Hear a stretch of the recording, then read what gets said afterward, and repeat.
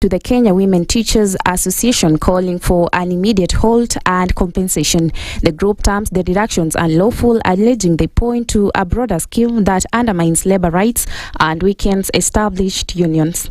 That they're carrying out an illegal deduction, and they're still, if they're still in office, what we really need to call up for now is the stoppage of any deduction of anyone who had not given their consent. Really urge for speedy and conclusive investigations to ensure that we unearth this thing that has been demoralizing our teachers, because we still insist a teacher who is demoralized cannot deliver in the classroom. And that's the news. I'm Sheila Timur.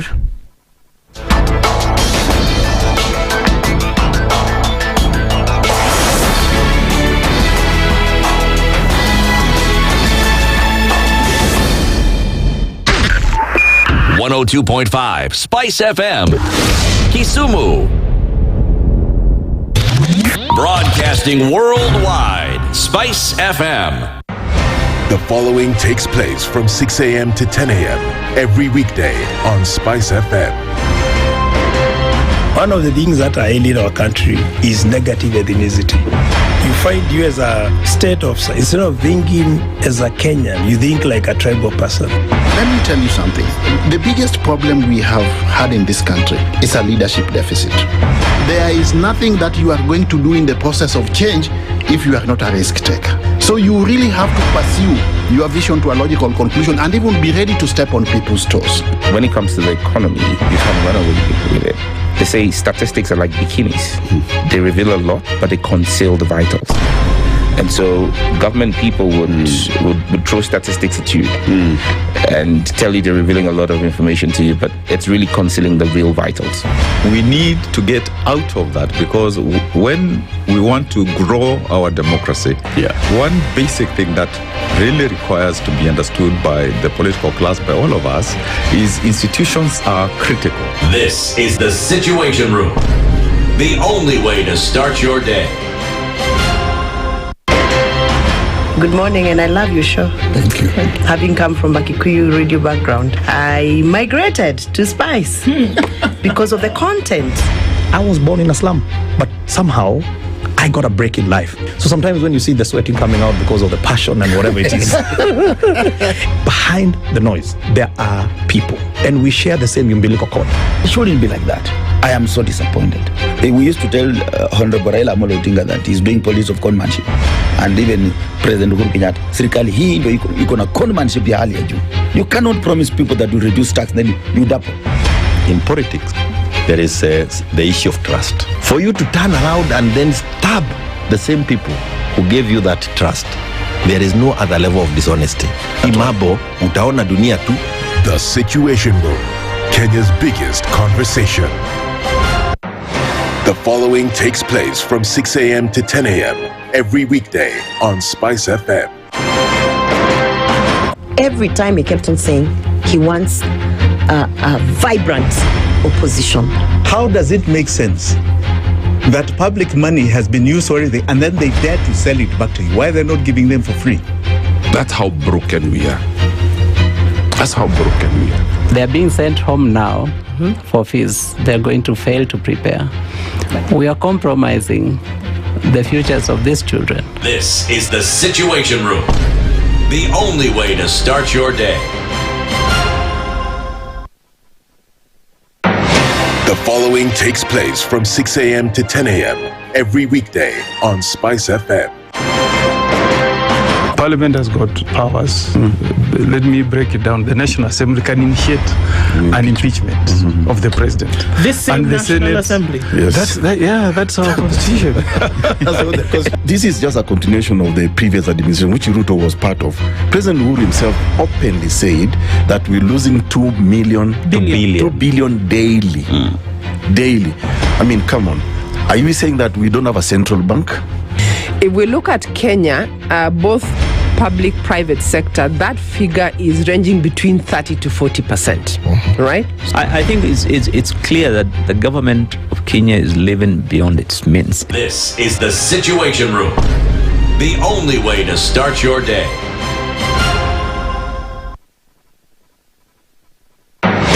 The following takes place from 6 a.m. to 10 a.m. every weekday on Spice FM. Baba should disown these experts and they say they went there on the because he keep on telling us that these experts you came from Dubai and you found them they're already at State House looking for jobs.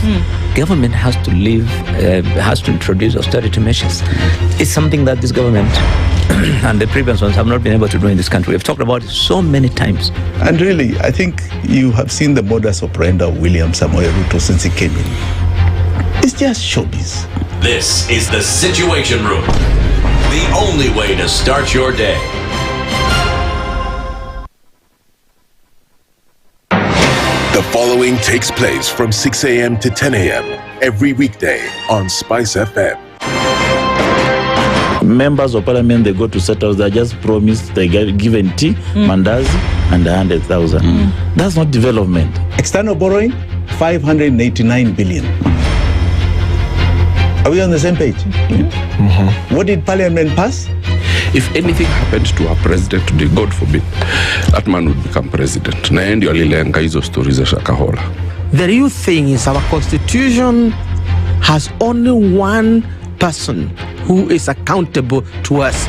This is the Situation Room, the only way to start your day.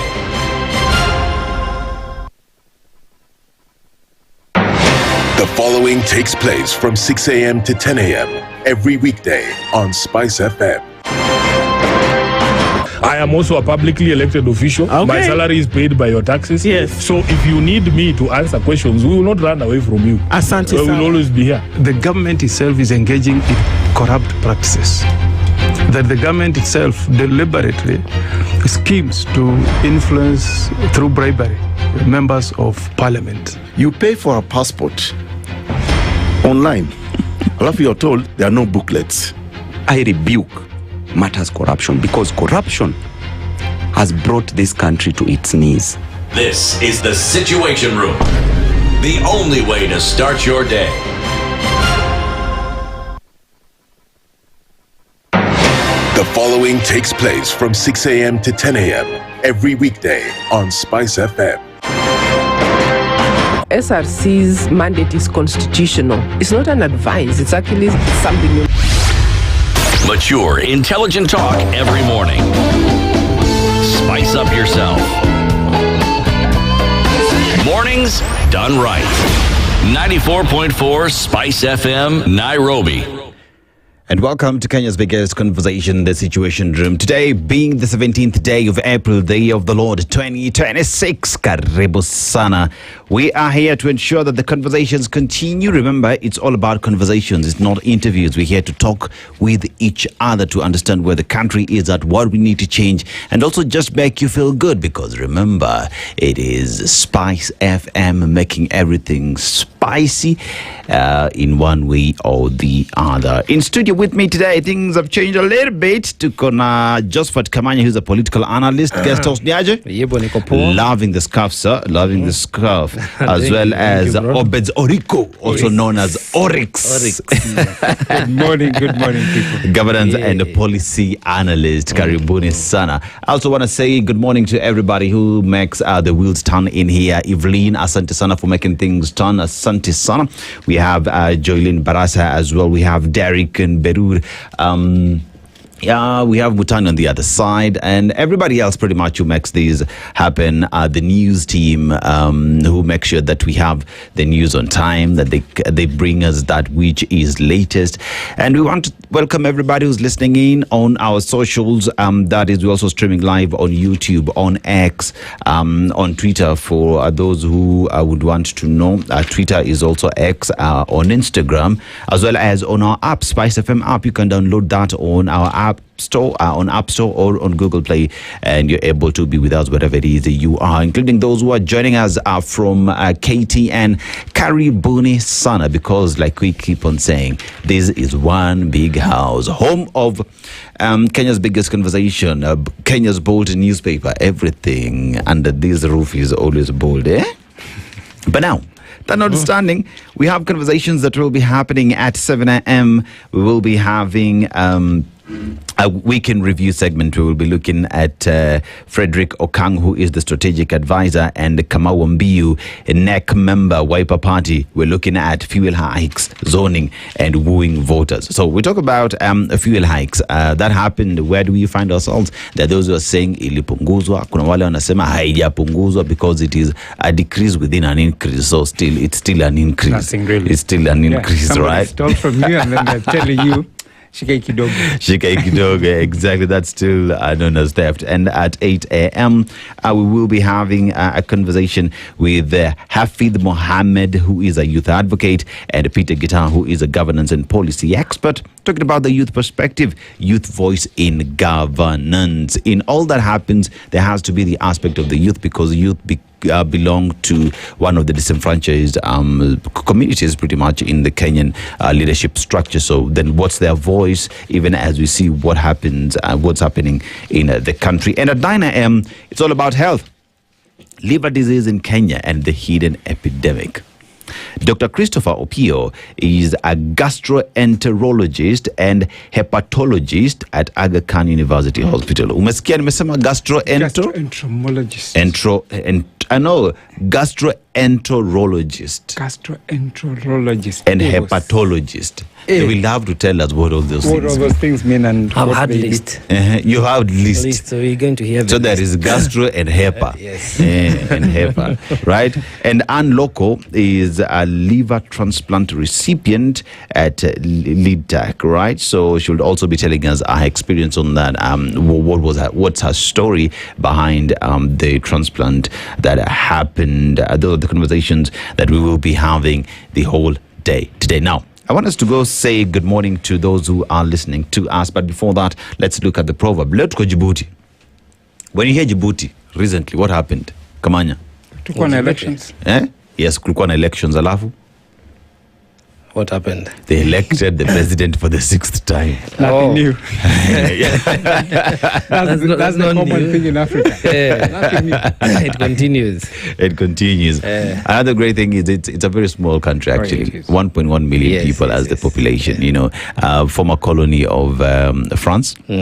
Right, so there's a huge population that speaks French, but previously Somali-speaking country, so majority of the country as well speaks Somali, but it's a gateway to Ethiopia because of their port, so they supply a lot of goods to Ethiopia, so it's the gateway to Ethiopia. So they also have a lot of population that speak Ethiopian. It's good to say that the ones who landlocked Ethiopia.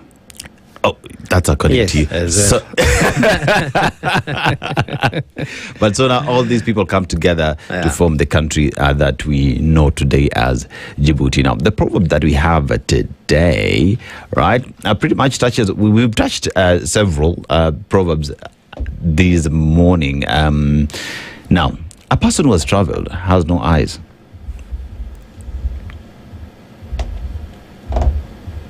A person who's traveled has no eyes. Has no eyes. Has not traveled, has no eyes. A person who has not traveled. A person who has not traveled has no eyes. Ah, yeah, okay. Yeah, that's a good one.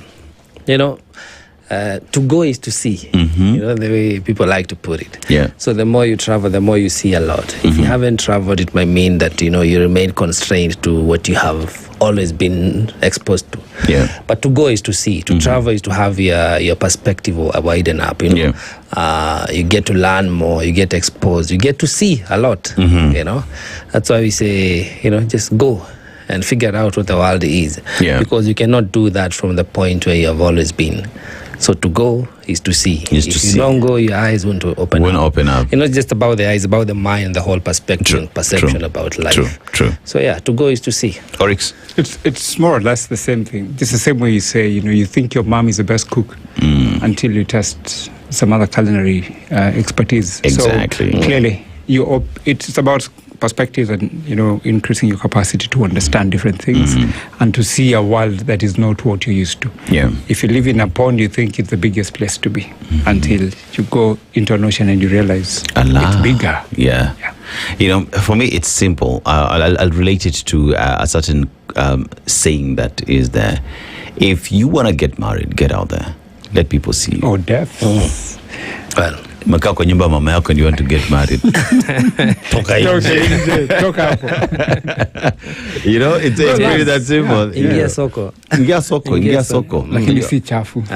Inaweza kuwa chafu, but you can change it. You can change the story. Can you change the market? Yeah, you can. Okay. Yeah. It's a conversation. Ingia soko. Whichever the way, ingia soko. Lazima. If you see mads, you avoid it. Yeah. Exactly. Ukipigwa character development, Castro. Castro. Yes.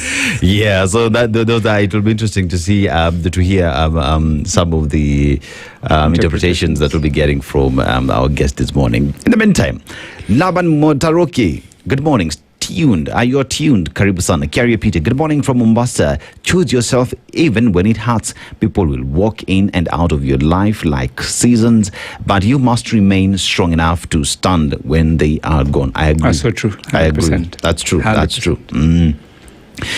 Makanu Oliver. Morning, Spice family. Kenya tuko pabaya. Scandal after scandal. We are not done with fuel now. We are on sugar. God help us. Itaisha. No.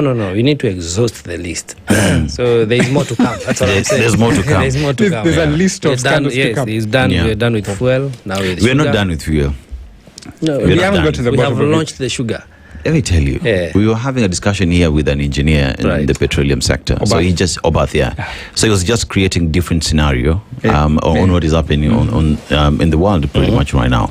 And don't be shocked, fuel prices might go up by plus 50%. Yep. You know, so we've not even scratched the surface. Yet. We're just beginning. Right. You know, subsidy, VAT and all that, is it sustainable? No. And what does that mean to KRA in terms of meeting their targets? You know, what happens to domestic borrowing? Exactly. We have a finance bill 2026. 2027 is coming. Yes. You know, what will be included there, understanding that geopolitics played. So where else will they be touching and ensuring that the balance, the haste continues? Ninoma. They need to ensure the haste continues. Yes. Yes, Kamanya has said. Nanajua. Yes. Dr. Venvik, good morning, tuning from Chuda in Mombasa. Joseph Okondo, good morning, Spice team, tuned in from Chuda in Mombasa. Watu wa Chuda, asanteni sana. I realize a lot of people tune in from Chuda. Thank you very much, we appreciate that. And Bwangi Juma, good morning, SpiceFM. How are you all this blessed Friday?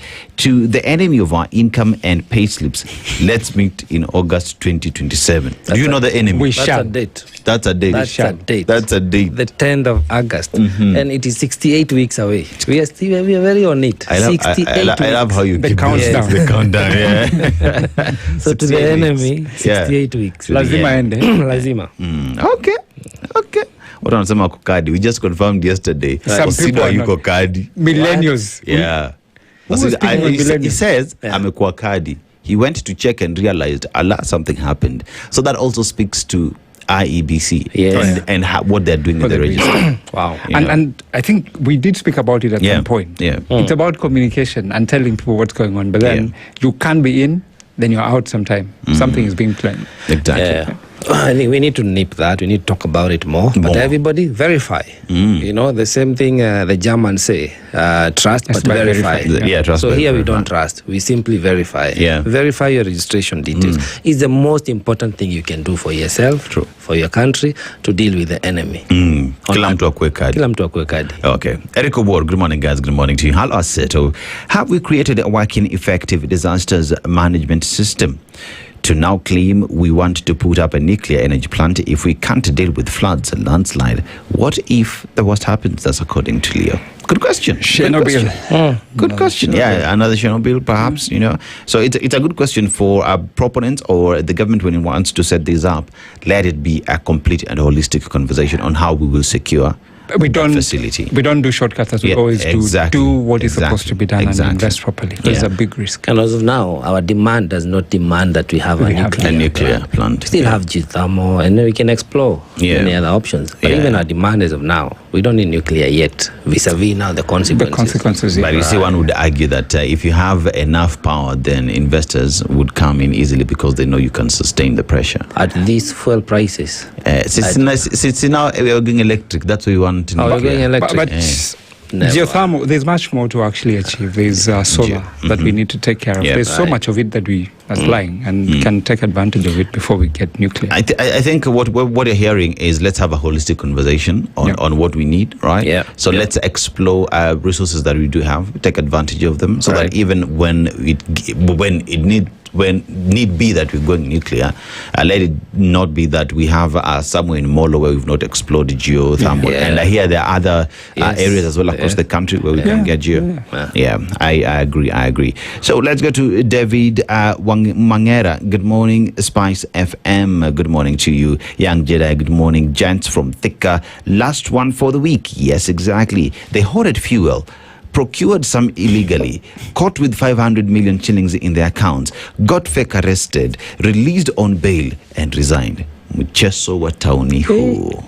Games are town. Games are town. We shall be having that discussion. There are no charges preferred on this guys. So what is all about? Yeah, because we're also just having that discussion because by the time you're arresting someone, you're taking them to court. It is assumed that you've done your investigation, that you have a solid case against them. But in Kenya, it's the complete opposite. I will pick you up, I will go to court and then say, give me more time to investigate. How? Yeah. Anyway, so David Mangera, good morning. Good morning to you. Leo, we have more capacity in geothermal and solar that can produce more or equal to nuclear power plant with less risk. Russia, a great example of what happens when the worst happen. I agree with you. And Bongi Juma, indeed, Kenya is now a plantation. We are working to enrich a few. One would say, let's take the China way. A million, someone is becoming a millionaire every day. It's a good way to move. Because today, I have a few 100,000 kesho, I'm a millionaire. Then I add a million. Kidogo tumeshift. Did you know there's that joke people are going around with that if you can explain to your parents what you do and they understand, then you'll never make it in this country. Oh yeah. Yeah, you won't. Mom miss you. And I think because Nigod Maze is a very funny way of explaining what we are doing. By the way, every time you meet with someone on the streets or you're just having a conversation, ukwaje, how do they respond? Nigod Maze. Nikotu. No. Amatuna. Tunangana. Yeah, the Kenyan version. Tunangana. Right. And when you look at them and you're thinking, tunangana. It's a very long time I've not had someone say nikopoa. Unajua, like all things considered, niko fiti. I've not had that. And I think that speaks to where wananchi are. Yeah, speaks a lot. Seriously speaking, the struggle is real. You look at the challenges life is throwing at Kenyans. A lot of people are struggling to just we go with it to find ways to just break even and go sustainable, live sustainably. And we understand that a lot of these challenges you're facing are courtesy of the system we have put in place as a government. So when you see people saying Nigod Manze, they're trying to be creative, innovative. It's criminality, of course. But you see, we say poverty breeds innovation.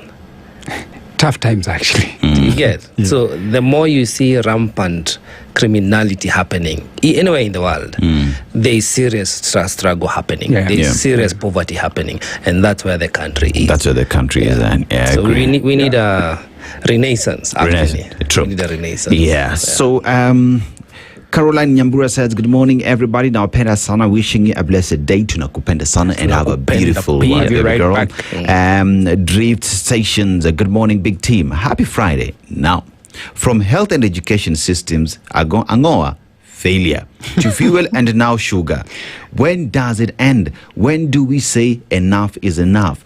We cannot afford another term with the rogues. 10th of August. And you? But you see, the challenge I have with us is we are very eloquent in pointing out what is the problem. When we have an opportunity to clean up that mess, we bring back our own thieves. And then complain for the next 5 years. I hope it is time that we Kenyans decide enough is enough. I think like Kamanya says, it's time for renaissance. It's time for us to just change it all, man. That chance has always been there, Dennis. Yeah, and always been there. And I actually reckon that we don't even need to wait for 2027. Let them know. Ideally, they Let know. them know. Verbits they do, but they also know. You see, Kenyans are very adaptable, and that's we survive. Hey, me stuck you. They know atupendi, lakini. The reality is the political class has known that Kenyans are very adaptable, so we push them to the wall, give them a few quid here and there, bribe and grease their palms and. Yeah, but we have to say enough is enough. We must. Because if we know we are being tokenized, they're trying to impress us for a season. And then for the long haul, we continue suffering. Now we know. Yeah. I hope we have learned. We can forgive that we did not know. It was not painful enough. But if you're painful enough now, if you're angry enough now, then enough is enough. We keep speaking the truth to power. But then constitutionally on that day, 10th of August, 68 weeks to come, we have to be very deliberate and decisive and decide what are we going to the ballot for. Why are you going to vote? Guys, I'll tell you the truth. I'm tired. You can't get tired, Dennis. Get tired. For the things that are happening in the country, I am tired of that BS. And for me, enough is enough isn't even today. It's not today. Mine is kitambo sana. Yeah. Because you've seen what that has happened to people. Like if you have loved ones going to hospital. Right now I have an aunt who's supposed to go for a surgery, right? Like she has a tumor. But she's registered for SHA, We have to find money to take her to hospital. That's the reality that many Kenyans live in. But then we were sold a dream. It works. We're going to take care. Sisi tuko na mshahara kubwa. We can't be paying the same as those who don't have. Look at where we are. Look what happened to us. When I work. Lazima tufagie. Tufagie na tufagie wote. Yeah. So let's go to Wanda. Good morning. I'm from Toronto. Hi Aseto, Joe and Mr. Oriku. Joe always winning with the Scouts. Salute. Thank you. Question today. Right. What is one thing you would tell your younger self, Oryx? Kenya is a big lie.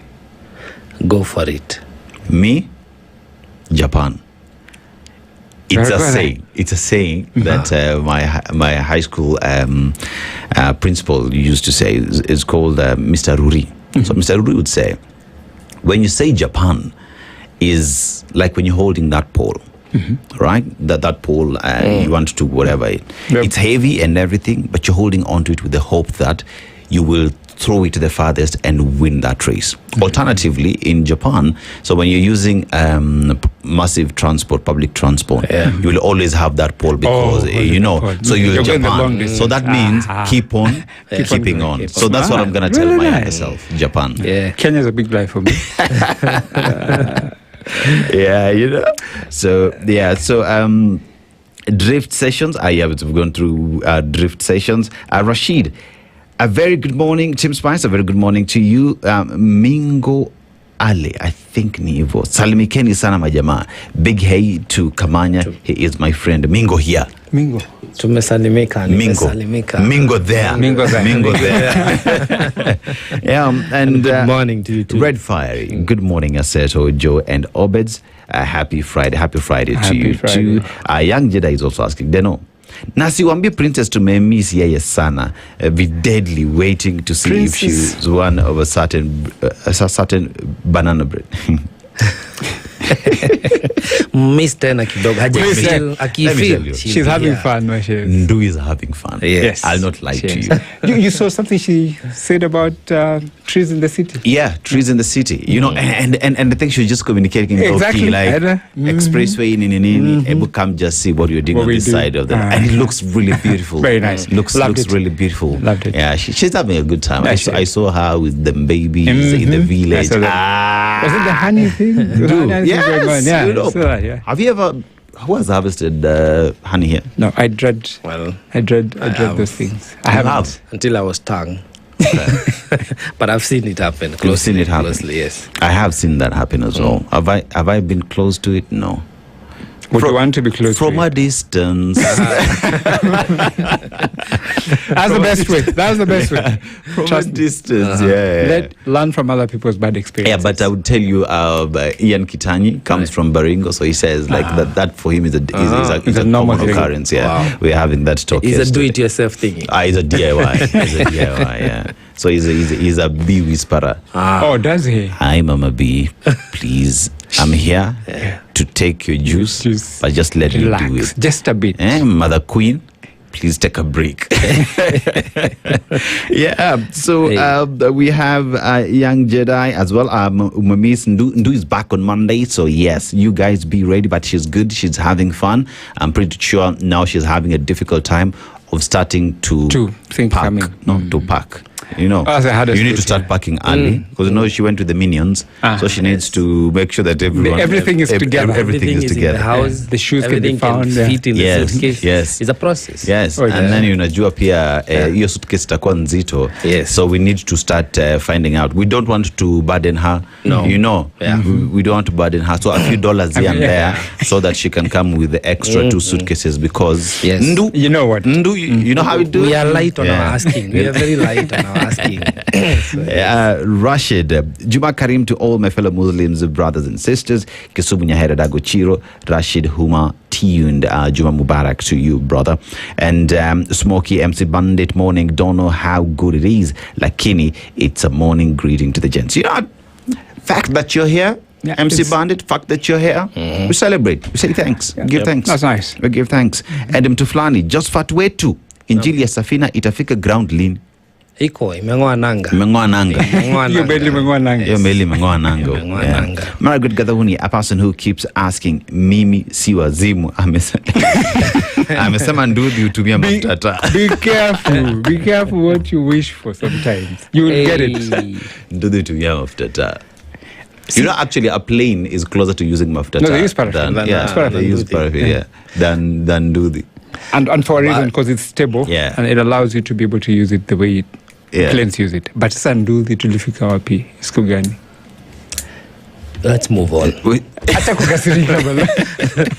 So I think let's go quick on this as we finish up. Jennifer Etenyi, Adenis, you and I, same WhatsApp group. We can't take the BS anymore. I agree. And David Mangera, the Rains began beating us in 2013. And the drift sessions, Victor Orban's defeat offers a nuanced lesson under the right conditions. Nationalist populism can be defeated at the ballot box. Financial Times, Maraganga, I agree with you. And wonder, please ask Obed why he would say Kenya is a lie. Utajibu after the break. And my president is building a morgue in Kisii instead of a banana processing plant. Mkosalama wapambe. Mimi nikosalama. Kosalama. Nashukuru. And Christina, morning. Next week, bring Sifuna. Senator for Nairobi. Secretary General ODM. And also one of the luminaries, and I want to kumpamba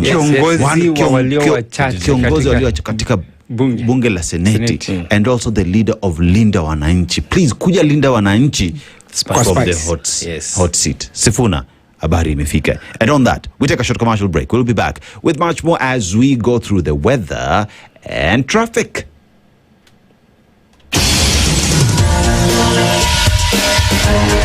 This is the Situation Room, the only way to start your day.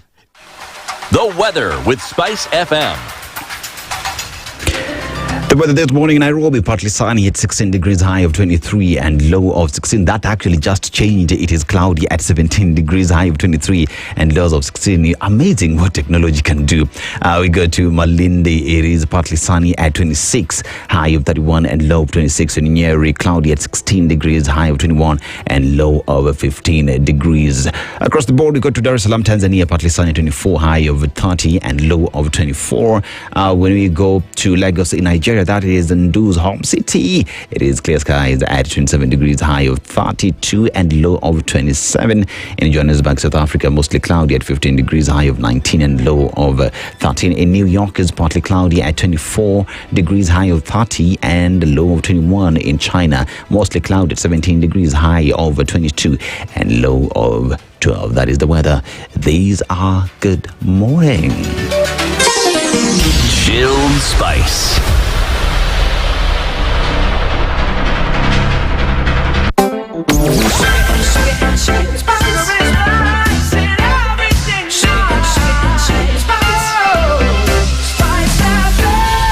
spice up your life.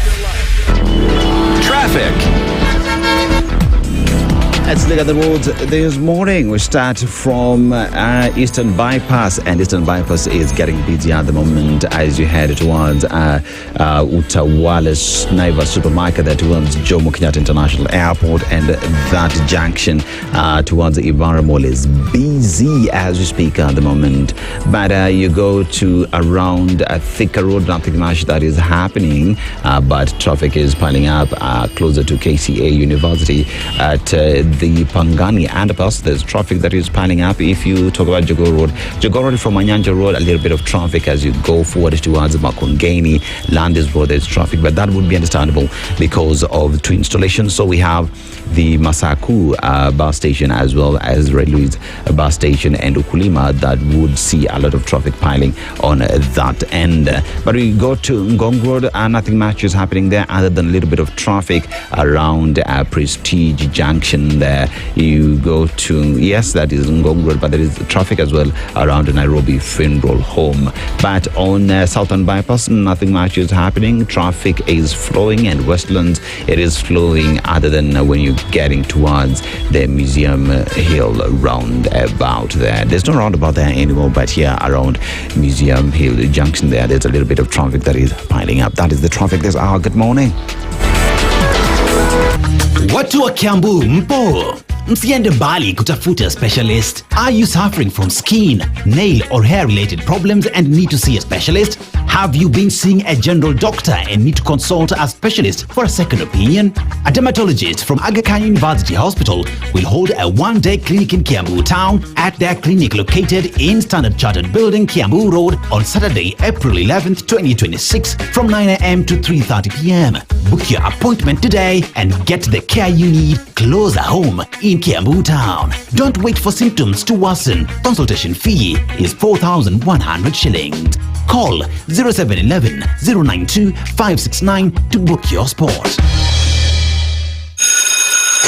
School is out and the fun is in. Feast your eyes and your kids' hearts on a feast like no other with StarTimes. Recharge your monthly subscription today and get upgraded to the next high bouquet for 1 full month. Turn your home into a world of adventure with Bluey on CBBS, playful giggles on Baby TV and Jim Jam, learning that feels like play on Mindset Learn, non-stop action with the Batman on Toonami and the Powerpuff Girls on Boing, endless fun with SpongeBob on ST Kids, and thrilling wins with Super Strikers on ST Tunes. Unlock your upgrade today. Simply renew your subscription on your current bouquet and we'll automatically move you to the next high bouquet for 30 days. Dial *858# or call us on 0719 077 077 for customer care. Download the StarTimes on app to take the fun wherever you go. StarTimes. Enjoy digital life.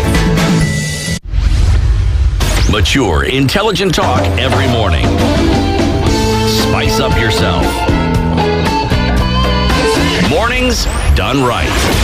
94.4 Spice FM, Nairobi. And welcome back. We continue with the conversation, but now we look at the papers. We start with Kenya's bold newspaper, The Standard, and where sugar scam. It's sweet. 3 billion shillings sugar scam. Now hear this out. It's a cartel. A 3 billion shillings shipment of industrial sugar meant for factories has slipped into the country's food chain, quietly repackaged and sold for household use by Mombasa Sugar Refinery and Kibos Sugar Company. Documents show the sugar was imported as industrial raw material, then diverted and bagged for domestic sale, raising concerns over public health risks and lost tax revenue. Insiders say those behind the scheme enjoy protection from senior civil servants, allowing the risky product to move through the market while regulators to look the other way. That story is on pages 4 and 5. So 3 billion shillings is the additional duties and penalties if the Kenya Revenue Authority reclassifies the sugar as fit for consumption.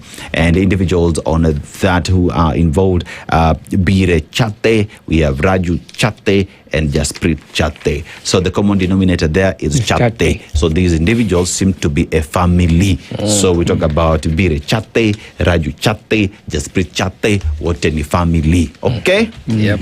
Okay. That is a story that is there on page 4 and 5 of the Standard. On page 2 of the Standard, recovery of Mekatilili photo revives history of iconic woman's heroics. Now, the black and white photo said to have been returned from a university in the UK. So Mekatilili is known for mobilizing her community to resist the colonial administration. So imagine something as basic as a photo is what was taken by the white man, so that they tell a history of how they were defeated, history of how those that, because I reckon, in our African setting, women were held in high regard. Because of their role within the communities, But remember, Mekatilili marshaled support and defeated the white man. But that photo, so that we forget about them, is what they took away. Yes. We forget about our heroes, But remember, also in Ethiopia, there is the lady who led the war against the Italians, and she is revered in Ethiopia. You have no idea. Same for Ivory Coast. Women actually did something. Fighting for their men. So women are very important in the struggle. Even the Mau Mau revolution, it is women who ensured that in terms of intelligence, that they are fed, that they are hidden, they are clothed and all those things. So women, we give you your flowers. I was telling Kamanya actually the same thing. To see that photo, it's a world of a difference, trust me, because then you have the true person you can relate to. And there's lots of history that was taken from us. True. So we need to continue demanding for that. I think also something came back to Zim. Yes. So I think the continent is on the right footing. We need to own our stories. The history needs to be retold factually, because there's a lot of skewed stories about our history. It is told by those who think they were victors, and they did not belong here. And they came, they took things that really are of significant value. So I hope we can get as much as we can from all these colonies. Not as much as we can. We need to take everything back. Right. Because when you walk on the streets of Belgium, you look at the great architecture that is there, but that is the hard work of Africans from Congo. Congo timber built Belgium, so we need to pay homage. So when you're there, you're like, these are my resources, man. You better know. And a lot of these things are valuable.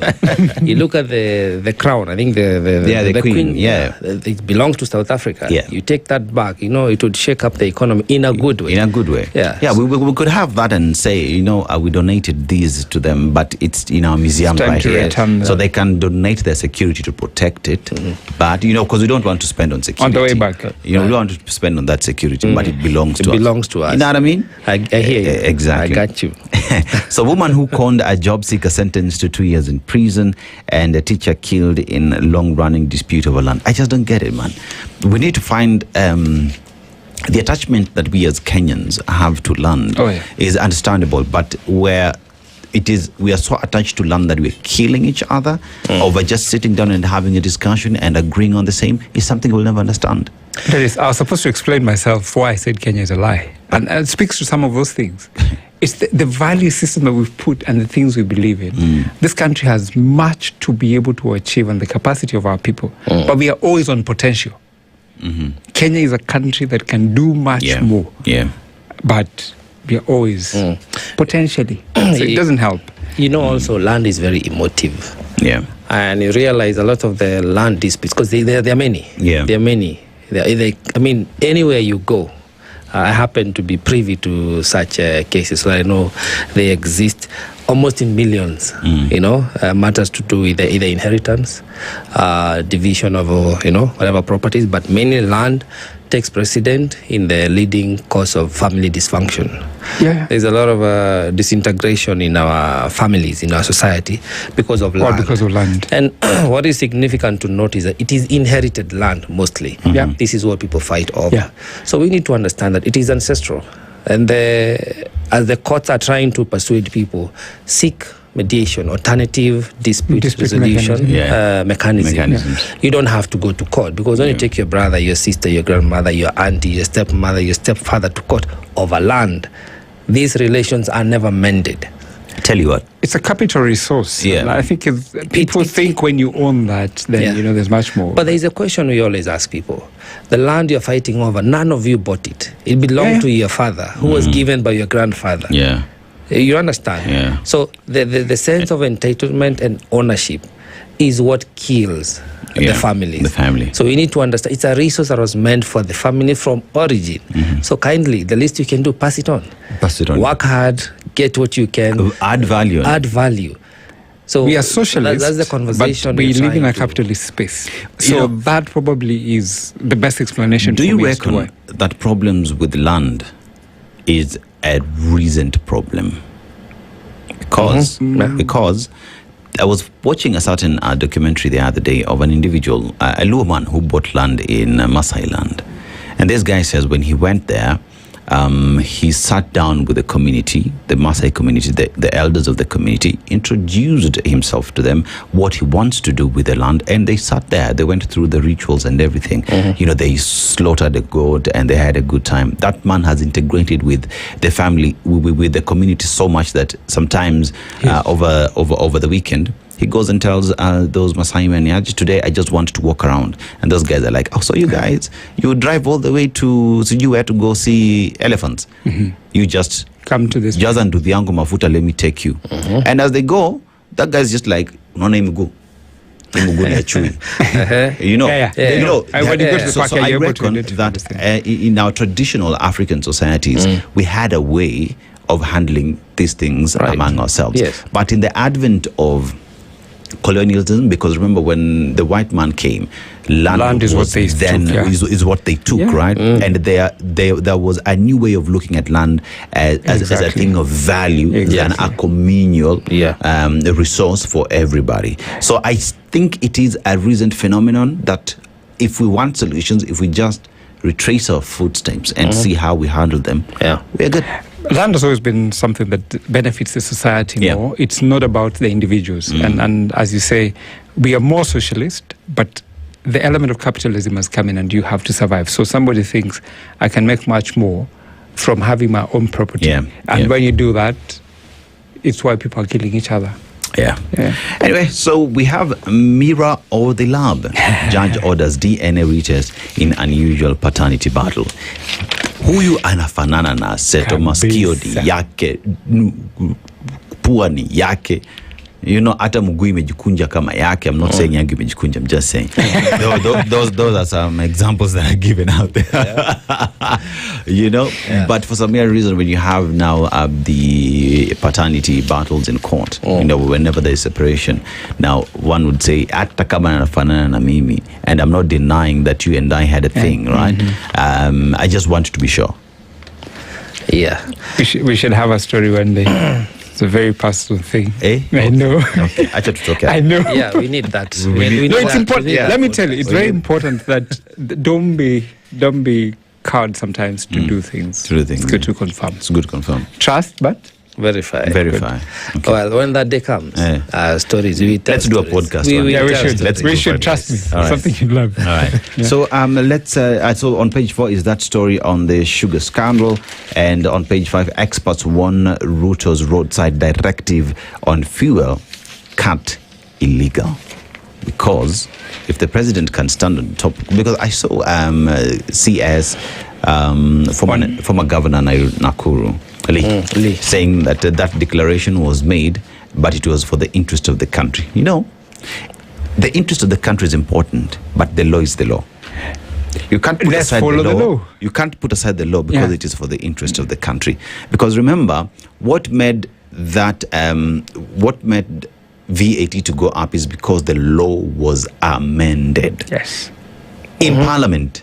You cannot usurp the role of the Parliament simply because you are the head of state. Even the head of state goes to Parliament and begs it, please, this is my finance bill. Tafadhali munipitishie. I want additional budget so that I can fly around every other week. You know, tafadhali mpitishe. It can't be a roadside declaration and it say should never it's for be. the interest. That's what we cured in the 2010 constitution to stop. Remember how powerful Moi was, and he would say things and they would happen. That's why we said no roadside declaration. I think CS Lee Kenyanjui should explain himself, because you cannot say that the law was violated in the interest of a country. It never happened. No. It never happened. Is it me or really? It doesn't make sense. The contradiction in that statement is just too simple. He needs to come out clear what he meant, and also we need to. This is the country. The country he's talking about is led by one thing. Our leader, all of us, is a constitution, rule of law. Everybody else, including him, Lee Kinyanjui, is my employee. We are paying him today. So if he's not able to understand what the law that got him the job says, please just leave us alone. Leave the office. Leave our money alone. We hire somebody else. But let me make it even worse. So the law was taken to Parliament yesterday, went through all the processes. The President is expected. Has he signed it? He hasn't signed it, but he's expected to sign it into law. Gentlemen, I'm telling you, if you want to see efficiency, two things you can cite: Rigathi Gachagua being impeached and this law being passed. I've seen that in the papers. If you want to see efficiency, it can work if we have political goodwill. Let's look at the Daily Nation. Well, from the Daily Nation, talks about Ruto's walk, how he's walking a tightrope. This is regarding the recent scandal or the issues around the fuel. He's talking about the public anger, groundswell of opposition to his regime, further fueled by threats of mass action. Remember, there is a mass action call next week. 21st, which is okay. We the people. We the people. We the people. We can exercise. We can. We should. We shall. It talks about growth decline. World Bank cuts Kenya's economic growth projection from 4.9 to 4.4%, citing impact of the Middle East war. Then there's the trade crisis. These cuts across from the oil challenge we are facing.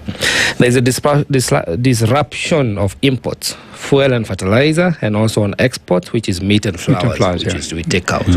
That is not working out for us now. And then inflation. You know, you've been at this story for a while about inflation and as to how we are stabilizing our economy. But CBK has a forecast, not a weather forecast, a financial forecast. He says inflation to hit 6.2% in July, not too far, in July. It's coming. Yes, eroding Kenyans' buying power. You see that 1,000 that nowadays cannot really fill a shopping bag. It's going to be quarter of it. So the stories continue on page 4, 5, and 6. Still on the front page, we have ODM suspends 2027 coalition talks with UDA.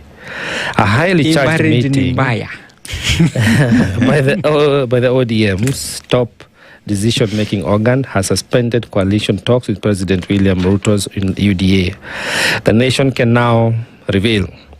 In an escalation of a political standoff between the two parties, ODM Central Management Committee resolved to focus on popularizing the outfit before engaging in talks for the 2027 polls. I have no comment. I have a lot to say, but you don't have Page 2, there's a scandal regarding the Safaricom investment cooperative. They seem to have overvalued their buying of land. Now they're struggling to resell, and shareholders are asking questions. That story continues on page 2. Page 3. I don't know if any of you gambles, but I don't. We gamble with Kenya. Oh, with Kenya? Yeah. Exactly. We gambled with Kenya. But it talks about gambling. That has become quite popular. Some people used to do it for fun. Nowadays, it's a source of income, it's a side hustle. But commentaries are saying how gambling has ruined experience of watching football. That people are not enthusiastic about the game as they were. They are more focused on the outcome that they've already, set their bid on, which is something to also worry about because the psychological effect of it is really cuts deep. You realize a lot of people now waste more time chasing the analysis. But it's also that gambling is not a business activity, something that should make people feel like they can make money out of it because the house always wins. And we should be very careful because it's a proof that the country is not doing very well economically and people are being careless of it and thinking they can make money out of it. Right. More interesting stories on page 4. Tough time for Ruto as Iran war hits economy. The cost of living is expected to go high. With the marked rise in fuel prices, it is expected that prices of food and other commodities will also go up, putting more pressure on Kenyans. So the fuel crisis continues. It threatens president's re-election. That's a story on page 5. VAT on fuel products reduced by half. No, we should be talking how fuel went up. Yeah. I think what we should say is VAT on fuel has reduced, but fuel prices are still up. Yeah. Oh, does it make any difference? I mean, simply the fuel has gone up. Simple. Yeah. So more stories on the Daily Nation. It continues, and the last page is about Omanyala. It's been a long time since we looked at the sports. Okay. I haven't seen him for a while. He says, "I'm coming to keep Kano Classic with speed." Africa's fastest man tells his fans. This is Omanyala in race against time. He's under pressure to reinvent himself as clock ticks closer to Commonwealth Games title defense. We wish him well. Wish him well. Okay. Yeah. Yep. All right, let's look at the Star real quick. The Star. Do I have it? You do. Don't have it here. I do. We demand respect. ODM threatens UDA after key meeting. We saw this coming. For those who didn't, they were eating and they didn't realize it's a problem. Our Uhuru Gachagua rivalry could hand route to victory in Olkalau poll. It's a conversation to have. Our man 120-year jail term for rape in Machakos, and I think it should be thrown forever. Yeah. Why should you rape people? I mean, judiciary defies route to e-citizen order, runs 146 bank accounts. Yeah. What country we live in? Anyway, gentlemen, that's what we see on the papers this morning. We will continue with the rest when we come back from the news. In the meantime, at 7 a.m., as promised, we will be having that discussion, week in review, fuel hikes, zoning, and wooing voters. Be sure to be here for that conversation. But now it's time for Newswire with Sheila Timbur. Good morning. The latest news from around the world. 94.4 Spice FM.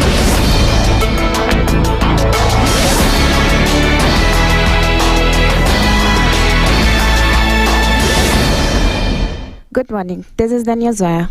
I'm Sheila Timbur.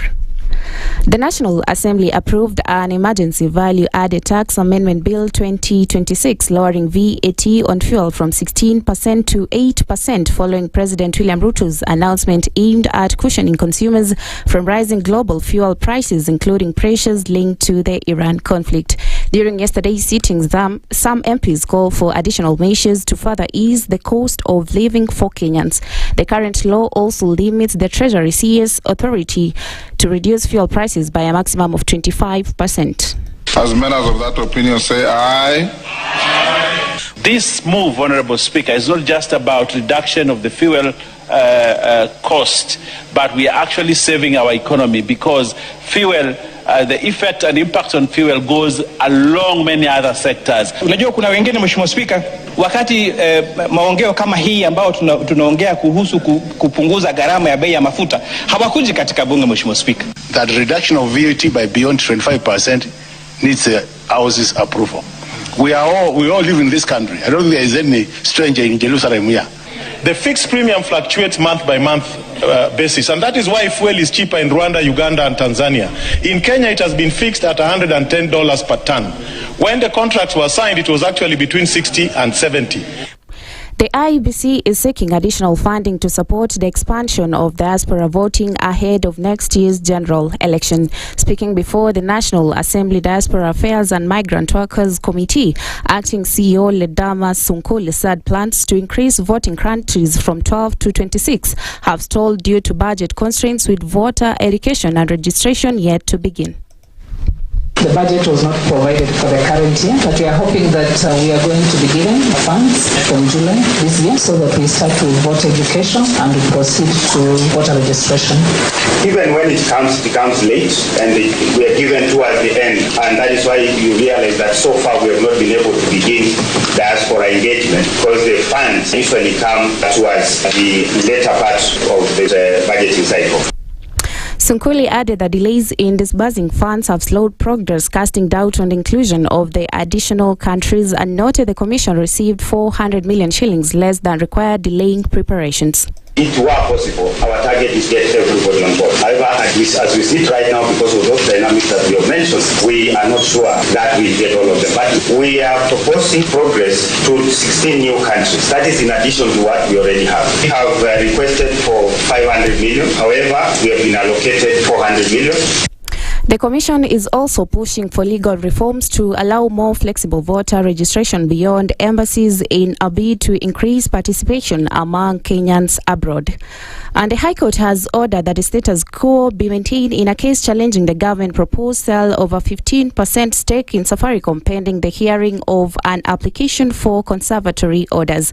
A 3-judge bench led by Justice Francis Gikonyo directed that the application be heard within 10 days, after which a ruling will be delivered. The status quo order issued on 23rd of March 2026 by LN Mogambi J is extended until the application for conservatory order is heard as stated in one above. Other applications, including requests for joinder of additional parties, were deferred while the court allowed to a bid to amend the petition to include Vodafone Kenya Limited as the respondent. The bench clarified that no formal conservatory orders are currently in place, noting that earlier directions only required maintenance of the status quo pending information of the bench. During the session, respondents argued that no valid conservatory orders exist and accused the petitioners of misrepresenting the court's earlier directions. They further contended that the petition is incomplete and that there is no sufficient public interest basis to hold the transaction, adding that the parliament acted within the law in approving the sale. Parliament undertook extensive public participation, and that is deposed in the further affidavit of the Cabinet Secretary. Senior Counsel Kalonzo Musyoka, however, urged the court to maintain the orders, arguing that the National Assembly had already approved the transaction effective 1st April in violation of earlier directives. He also sought to enjoin Vodafone Kenya Limited and amend the petition. Safaricom serves as a major platform for delivery of essential data. This falling in foreign hands will compromise the security not just of our sovereignty but our security. The matter will now proceed to the hearing of the conservatory orders application within the set timelines. And that's the news. I'm Sheila Tembur.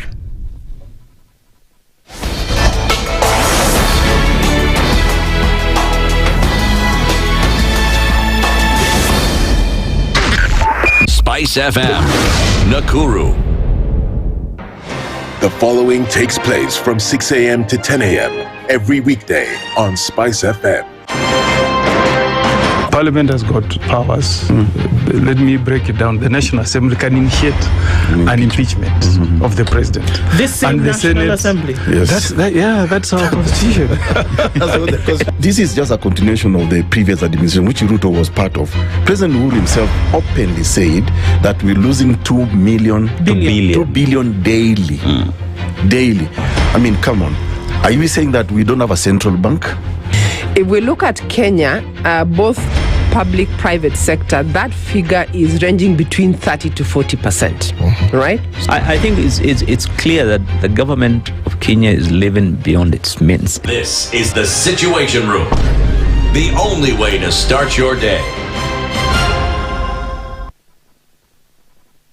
The following takes place from 6 a.m. to 10 a.m. every weekday on SpiceFM. Every time he kept on saying he wants a vibrant opposition. How does it make sense that public money has been used already and then they dare to sell it back to you? Why are they not giving them for free? That's how broken we are. That's how broken we are. They're being sent home now for fees. They're going to fail to prepare. We are compromising the futures of these children. This is the Situation Room, the only way to start your day. Mature, intelligent talk every morning. Spice up yourself.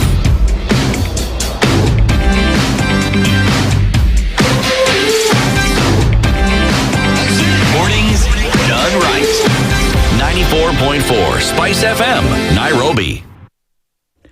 And welcome to Kenya's biggest conversation at exactly 7 a.m. The first hour, but the second hour pretty much as we continue the conversations right here. And today we are having a discussion on weekend review. How has the week been? What are some of the stories that hit the headlines that affected Mwananchi in one way or the other? And to have this discussion with us this morning is Kamau Wambi, who is the NEC member, Wiper Party. Karibu sana, Kamau. Happy to see you. Thank you. Salama? Kabisa, kabisa. Nice. And on the other hot seat is Frederick Okango, who is a strategic advisor. Good morning, sir. Good morning. It's a good Friday for you? Absolutely. Mafuta inakupelekaje? Tuko salama. Mambo ni shwari. Kabisa. Nice. So with that, this week we are in a country that is Djibouti, a country with a population of 1.1 million, just got off an election, elected the president for the 6th term, a port city that feeds into Ethiopia, former colony of France. So it's a French-speaking country, speaks Somali, and due to intermarriage with Ethiopia, because of business that they do, they also have a huge Ethiopian population as well in the country. But the problem that we get from Djibouti, a person who has not traveled has no eyes. A person who has traveled has no eyes. How would you interpret it? A person who has not traveled, yes, has no eyes. Kabuja safiri huna macho. This is a country that voted the other day, and they have elected their president for the 6th term. Yes, for sure they have not traveled. They have no eyes, because world democracies all over do not allow leaders to stay longer on seats. It is undemocratic and detrimental to the people of any country. But that also allows them to. I am saying we are benchmarking with democracies that have advanced. Even the United States of America, Kenya cannot. Even Kenya cannot. So for sure, a person who has not traveled has no eyes. They better travel and have some eyes. Maybe they come to Kenya. Come on, how would you interpret it? Well, I'll interpret it very different, but a person who have not traveled, have no eyes, is I'll equate it to the same as a Kikuyu proverb that says, but I'll translate it. Just say it in Kikuyu and then translate it. Modo tadhiororokaga no ino nyina owe kuruga. Okay, now translate. So if you don't eat outside, if you don't go outside there, you only know it's your mother who knows to cook. So if a person who have not traveled does not has no eyes, it's the same. So if you know kuishi kwingi kuona mengi, kuenda kwingi is the same. Kumeishi kwingi, kumeishi miaka mingi umeenda sana, so umeona mengi. You have gone and experienced life in all phases, and so if you have not traveled, you have not seen, just like our country. Nina is mother, right? Yes. So if I say Nina wako negodete, that means I love you, my mother. You love your mother. See? I just had to throw that in there. Gentlemen, we find ourselves at a very interesting place as a country today, right? So let's just take the week. Tunataka power, tunataka zoning. Tunataka nchi iende mbele, mafuta imepanda juu. But we have to read that as well in retrospect. Remember at the time when Ukraine hit the world, and President William Ruto at the time told Uhuru Kenyatta, wacha kutuambia mambo ya Ukraine bwana, wewe tuambie vile utapunguza bei ya nini? Bei ya mafuta, you know. He finds himself in the same space today. But you also look at what followed. So you have individuals who were arrested, they were taken to court, got out on bail. CS says, it wasn't me. Pull that shaggy line. It wasn't me. I wasn't aware. Despite our correspondence showing that his office was actually done what? Was actually seceded in all these conversations. Are we lying to each other? Are we being told the truth by the political class? I'll start with you. Thank you very much. For sure, we want power. And we cannot stay without power. Now, I think comparing President William Ruto's regime to Uhuru Kenyatta's is a joke. President Uhuru Kenyatta was one of the laziest presidents we've ever had. He was lazy. When there was an issue in Ukraine that affected the fuel prices globally, his interventions were minimal. minimum. Today, we are talking about fuel prices that would have otherwise been 267 today, were it not for the government intervention. And I want to be very objective as a Kenyan who live in this country and fuel using the same prices that are operating today. The President of the Republic of Kenya and his government has made several interventions. One, the price controls. You just mentioned that when this scandal erupted, there were people who were arrested, even though they have not been arraigned in court, but they have resigned. They are out of office.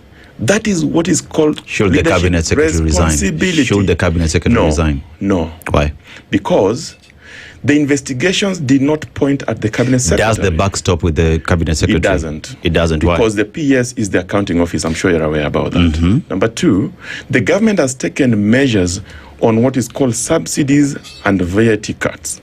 Just yesterday, the government had proposed, and through the bill, Kimani Chungo majority leader, VAT Amendment Bill 2026, particularly Section 5, that introduced Section 2A, that allows for the reduction of the VAT from 16% on petroleum products. You see, Okango,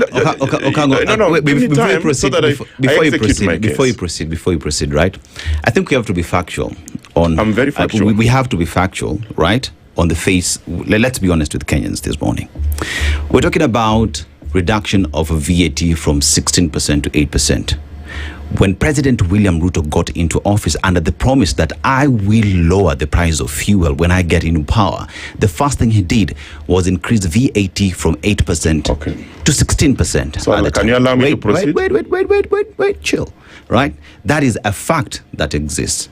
When we talk about President making roadside declarations that VAT will go from, he has directed VAT to go from 16% to 8%.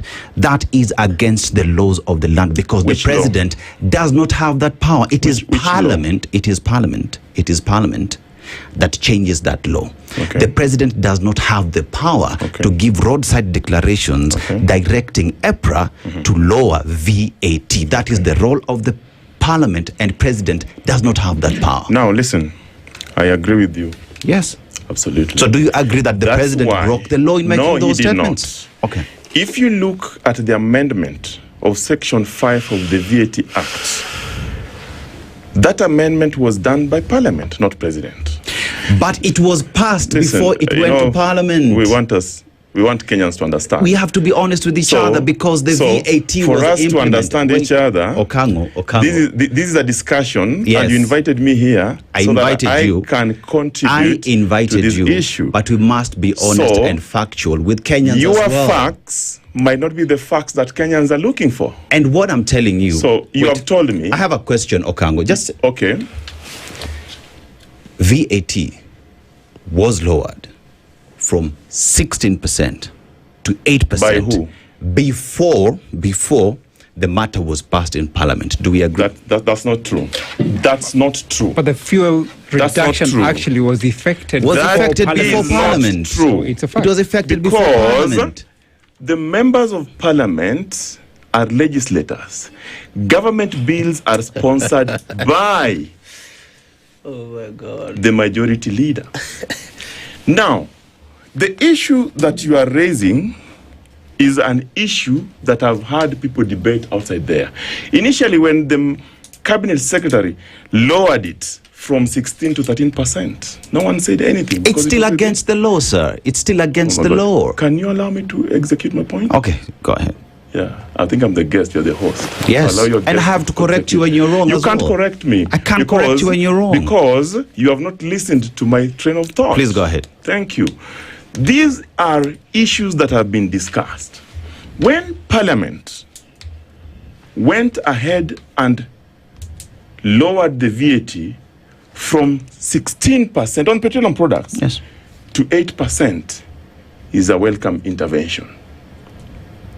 Number two, when Parliament discussed this issue and passed that bill into an act today, and allow the cabinet secretaries to lower it further when necessary, by 90 days, extend it through a gazette notice, is a welcome intervention.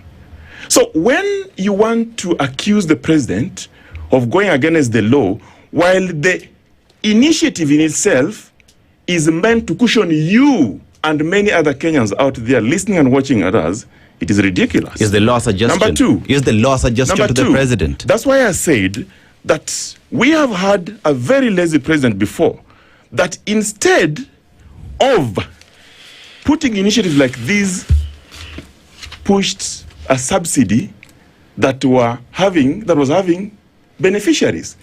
Today, the government of Kenya is planning through private investors to stabilize this issue by establishing a reserve in Mombasa, fuel reserve. Today, we are talking about 6.2 billion that has been put in place to go into fuel subsidization and securitization. So when you tell me here that you want to correct me, I am wrong because you are right. While the people of Kenya have welcomed the idea of intervention so that it cushions them. Who is wrong? You are wrong. Thank you. Well, continue. You know, sometimes we say it's not about being right, but it's about being rational and logical. Because we're talking about Kenyans, we're talking about our economy, we're talking about our livelihood. We know the ripple effect the fuel prices have on our livelihood across board, regardless of our political divide that we are seeing. Absolutely. So I would want to invite us to look at the impact that is going to happen to all of us as Kenyans. Correct. Number one, Fred, in your opening remark, you said we had the laziest president. Of or course. lame duck president. No. I used lazy. Yeah, he used to be called lame duck, I remember, lazy. for a long time. And that is why, by that definition or any other, that is why people rejected his political project, the Azimio candidate, because they did not want extension of that regime into this current regime. Comparatively, Kenyans are looking at the performance of this government, because government is meant to secure us food-wise, threat-wise, health-wise, to make sure that we are thriving. And Kenyans are saying this regime is not doing that. When it comes to fuel, it is unfortunate that we are beginning to debate about the reduction of the VAT and overlooking the fact that last week you and I paid less for fuel than we are paying today. This morning. Why did we pay less? Because the hiking had not happened. Why is the hiking there?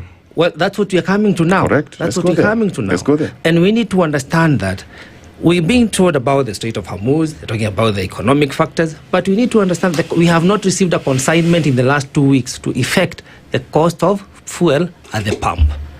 When you talk about the VAT reduction, that is not what we should be focusing on. The question should be, how do you justify the 20-something, the 40-something shillings that has been pumped up? Okay. How do we defend that? Okay. And then be mindful, how is that going to affect the Kenyans? That's true. Because even if VAT was taken out, 16%, even if all of it was taken out, fuel will still be high. And there's a reason why. There's a reason why, and I'll explain. Because the government must have mitigative measures to make sure that we are able to cushion ourselves, not through subsidy. Remember this regime, when they came into office, they were a regime that perhaps, needless to say, people are not supporting, but now they are supporting. That's why we have the broad-based arrangement. But people, they say they were not going to effect any subsidy. Remember, the UNGA subsidy was taken off. Yeah. Fuel subsidy was taken off. It was taken off. So let's have a conversation that is very objective. Maybe you give... Let me, maybe yes. I can... I was quite all through trying to get, some sense, out of whatever my brother is saying. And all the noise because that is noise that he was making.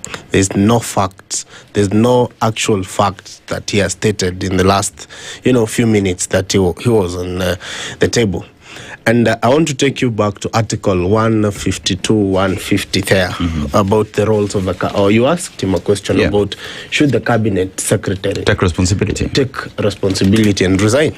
He said no, because the PS is the accounting officer. But Article 152 of the Constitution stipulates the roles of a cabinet secretary. One of the roles of the cabinet secretary is to advise the president. Number 2 is to manage and take accountability of the whole ministry. Now, when the cabinet secretary of energy is just seated and not taking responsibility, he sits and says, I don't know whatever was happening. I have no idea of whatever was happening. That shows how incompetent that guy is, how idealist that guy is, and how fast he should go home. That is, to state that one for fact. Number 2, the reduction of 16% to 8%, those are just theatrics. As my brother says here, the Strait of Hormuz was closed a few weeks ago or 3 weeks ago.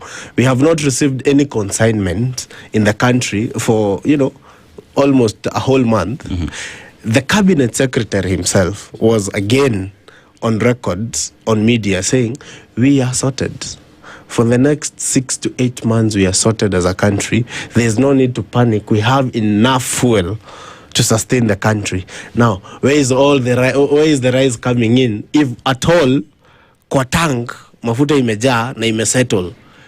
Sasa imeongezeka kwa sababu kuna mahali kuna vita. My brother, I don't know what is, how if they dream with Uhuru, what has Uhuru has to do with this? I mean, the old man is just resting somewhere. How lazy was he? This guy managed this country with COVID and managed this country with the Ukraine and Russia. And I can remind you, during Ukraine and Russia, that was when we were hard. We were hard, what do we call it? Hard hits. We were hard hits. And then we were buying a barrel at 98 shillings and another one at 100 shillings, both diesel and petrol, respectively. Right now, we are buying at 141 and I think at 138 for diesel.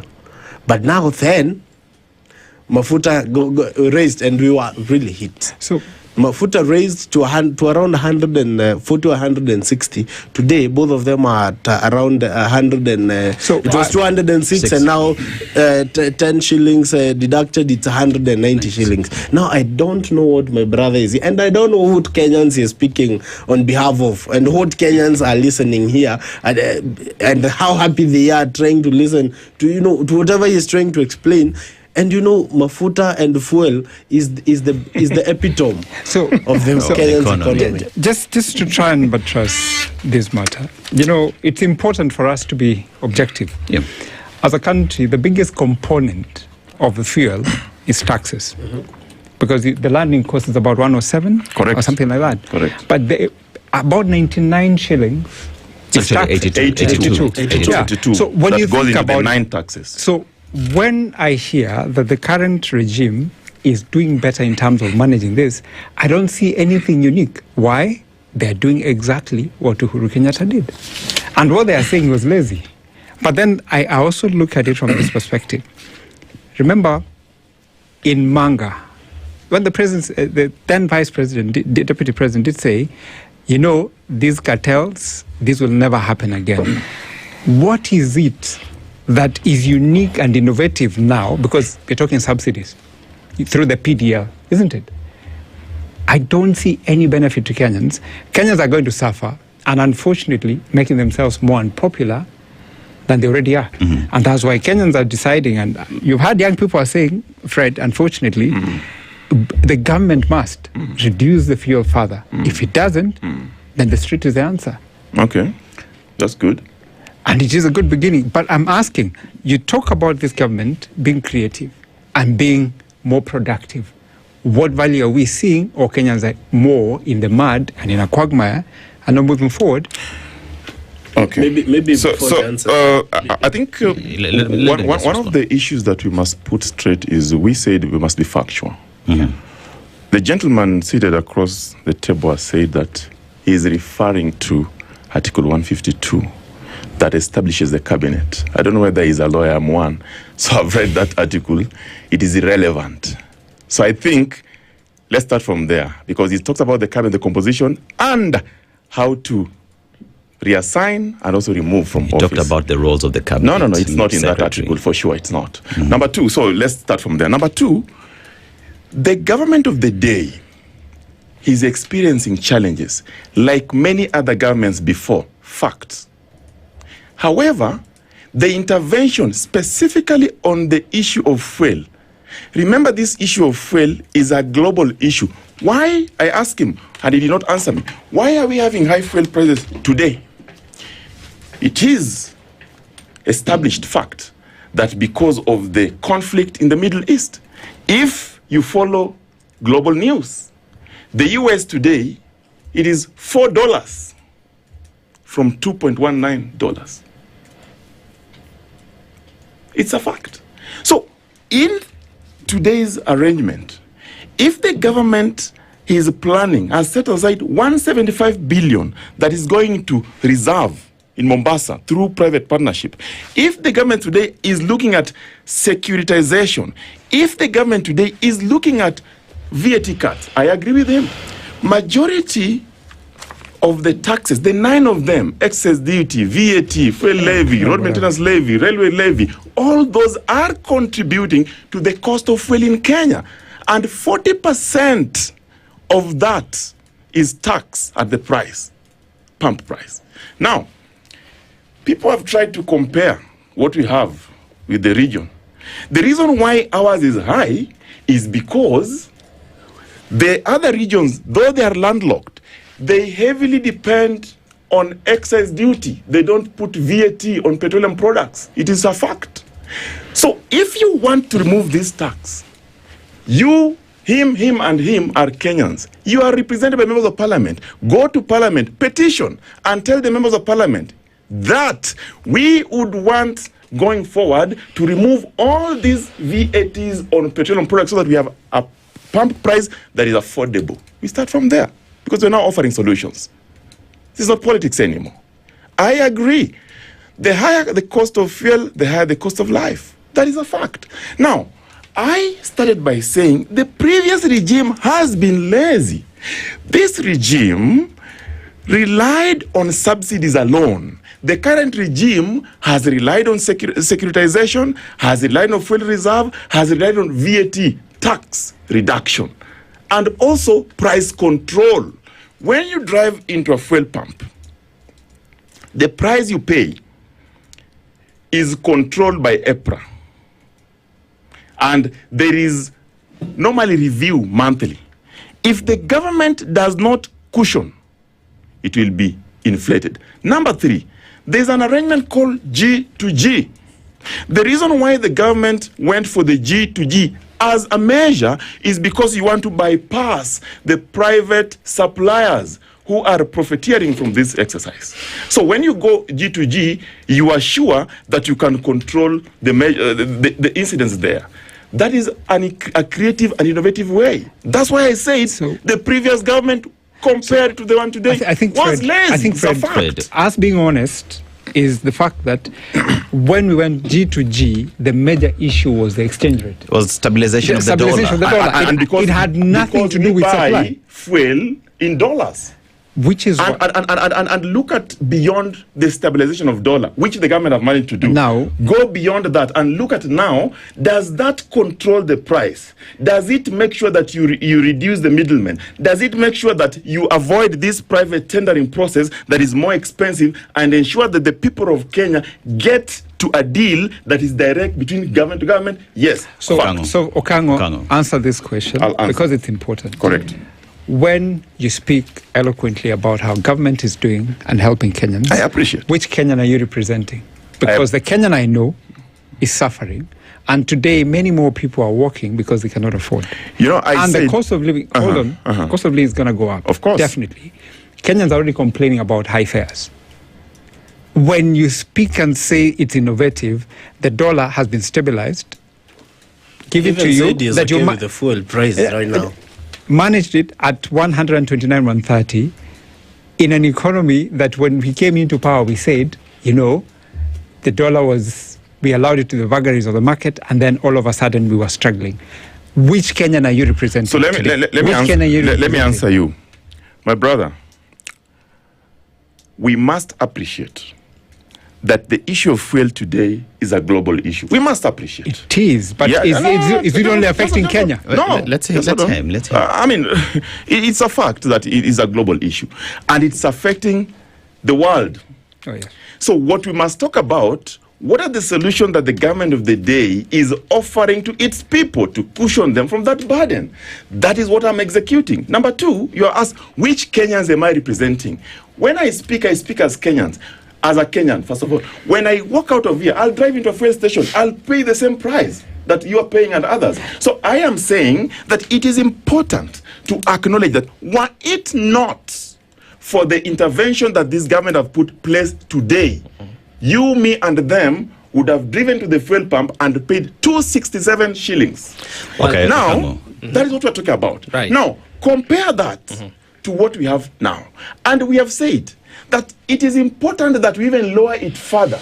And that's why, if you look at the creative amendment in Section 5 of the VAT Act that came through the bill, VAT Amendment Bill 2026, it says, it gave a provision that the cabinet secretary in charge can actually, through a gazette notice, extend as we look at other measures.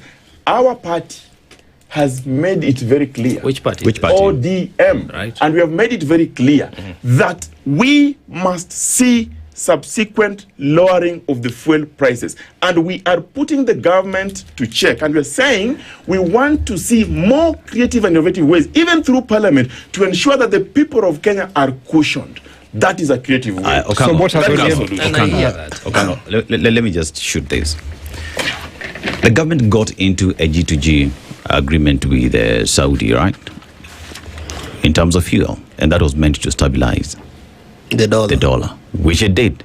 Dollar has been playing at 129, 130, right? And that now you say that it also went through to help us deal with the prices of fuel. I'm going to ask a simple question.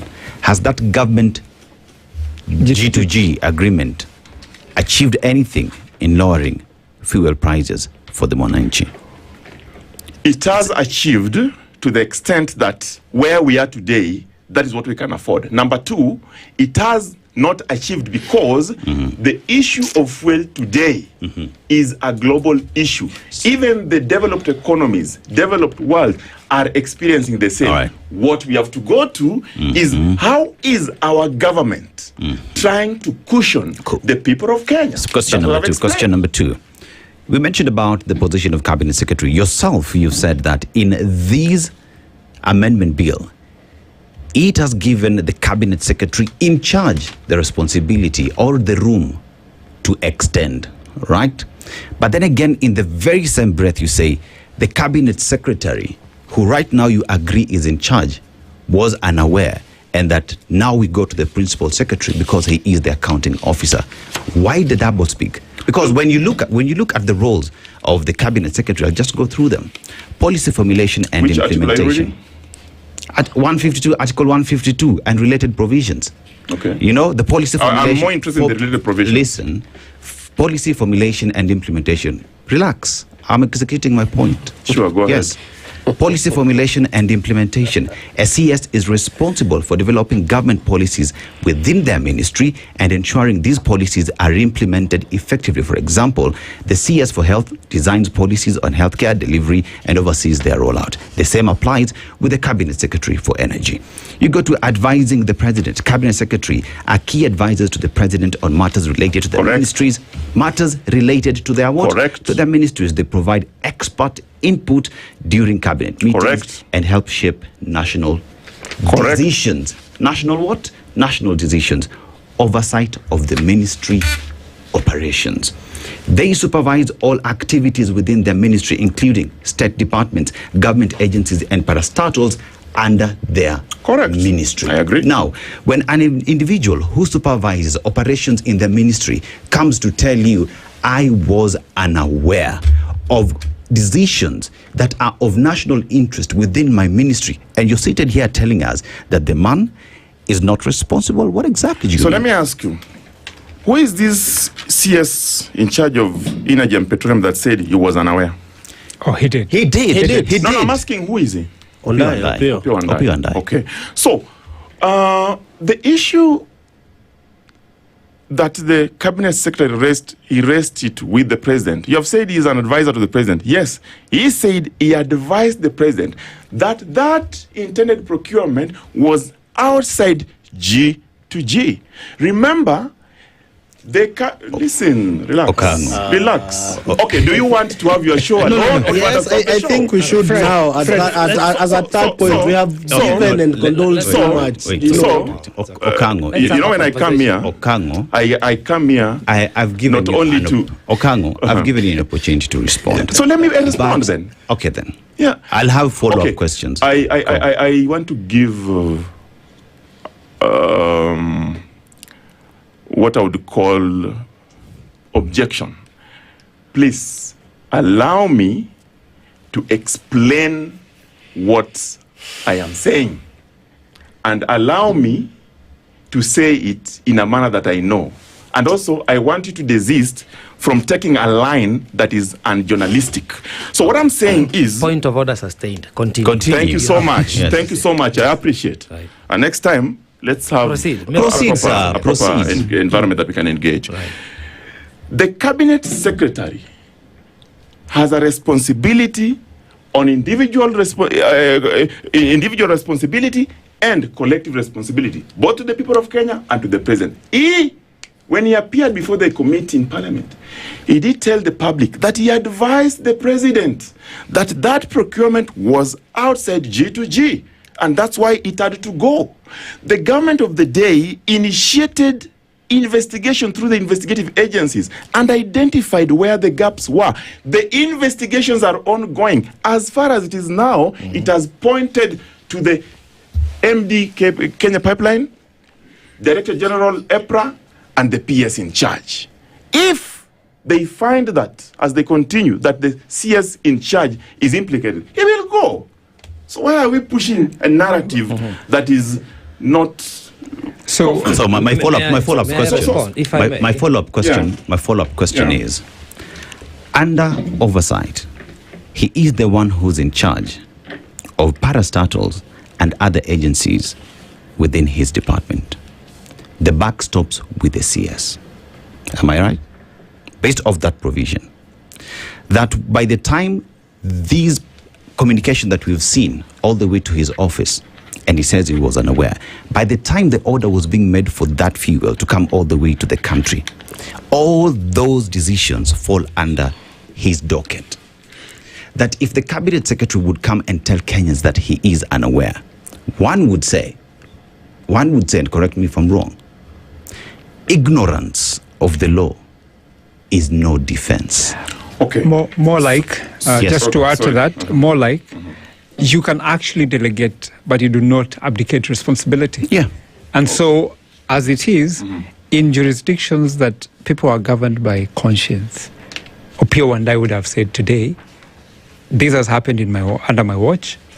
Let me allow this to be done so that, why don't we resign in this country when we're doing the wrong thing? So let me just answer the two questions in one sentence. Okay.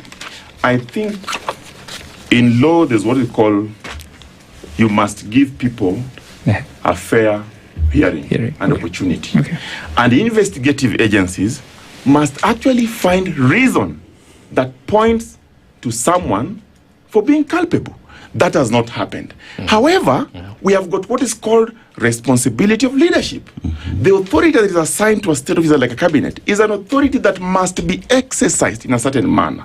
That exercising it must also give respect to the people. The respect that the cabinet secretary has given to the people, he has come out and told them that for sure this deal was outside the government arrangement as a policy that was made by the cabinet. Number two, he has come out and told the public that he did advise the president that whatever was being procured was outside that arrangement. And he has acknowledged that for sure there was a challenge. That is responsibility. So if we say here that he must resign, he must go, he has abdicated duty, I mean, we are not being fair. And lastly, I think there are provisions to to remove a cabinet secretary in law. Correct. My party has members of parliament. I don't know whether his party has members of parliament, but if they have, then they can initiate that petition in parliament, and we can see it how it ends. Is your party taking that initiative? We have said, right, and my party leader, Oburu Oginga, said recently that as it is today, there is no investigative outcome that is linking the cabinet secretary of PO and I to the fuel scandal so far. And if the investigative agencies will find that there is, then I'm sure the logical process will take place. And we can have that discussion at that time. As it is now, we are jumping. As we bring in Kamau, when I look at your evidence 101, you cited the statement about the lazy president. And I assume you're alluding to institutional responsibility that he did not assume effectively as a president. And administrative duty. Yes, to manage the country. Correct. It is the same thing Dennis is talking to when he talks about the institutional responsibility the CES bears. The same way with the CES Health. We had the scandal of 10 billion from Shah, and he was asked whether he should resign, and he says no. So when Kenyans suffer just at the behest of somebody abdicating their duty, what should happen? A criminality has been committed. Yes, it is under investigation. I agree. But we must also allow, as he says about conscience, we are a country of the rule of law. Yeah. People need to learn how to step aside and allow investigations to happen. But still, that will not cure the economic crisis, because I don't want us to be swayed by some opinions we may hold and lose the substantive matters. Now, Kamau, as you come in, do you feel that Kenyans are reacting unfairly? Do you feel that Kenyans are in order to say that the reason, and Fred also, you may chime into this, the reason Kenyans have an issue with the 9 taxes or levies in the fuel is because we do not see tax justice. We do not the tax see regime is unfair, sure. Yes, correct. We do not see utilization of the taxes. And that is where the context is of this conversation. So how do we find ourselves first agreeing that a criminality has been committed, the tax injustice persists, and Kamau, I ask you now, are Kenyans reacting unfairly? All right. Maybe before I answer that, I think we should not sit here and try to sugarcoat a lot of things and talk too much where things, we should address the issues as they are. When now my brother here is here trying to, he thinks Kenyans have feeble minds, as he's trying to purport that the cabinet secretary should still be in office, and that the government is working too much, trying to, bring things to calm. Let us not talk too much. Let us address issues as they are, the way things are at, and what is really affecting the people of Kenya, and what really should be changed. I'm sure right now, if our president and the executive would go and cut back the prices and bring back the prices to normalcy, he'll still come back and tell you how good the president is and how good the people of Kenya are happy, and but now, because it is wrong and it is not right, and now as I come to you, the Kenyans are not happy with all those taxes. My friend, we have a problem with leadership in this country, where we are supposed to take accountability and responsibility. We start throwing it to each other. I don't let us not sit here and try and lecture each other and try and explain at where the problem came from, where it is going, who is supposed to be impeached. I mean, it is about responsibility and accountability. And we all know that this government is doing business with its country and its citizens. We all know. Let us not sit here and sugarcoat and try and, and say how good the government is trying to work around. You have a government who seizes opportunities in crisis. Yeah. They see a crisis, they see opportunity in it. We have a crisis right now in Iran, and the war in Iran. Now they are seizing their crisis, and now they're trying to to have an opportunity in it and get cash from it. After the kelele was all over, and just they threw a tantrum, 40 shillings. After the kelele, 10 shillings. So really it can be done. So we are going to continue. And I want to tell my brother Okango here, we might sit down and talk. But let me tell you, the buck stops with Kenyans. This is our country. We are not going to allow it to be eaten by the dogs. We're not going to allow it to be taken back to the, we are going to defend our country to the core. And if these people are not going to address this issue, we started the same thing with finance bill. We started saying, this one, the finance bill is doing that. But we saw where we ended up as a country.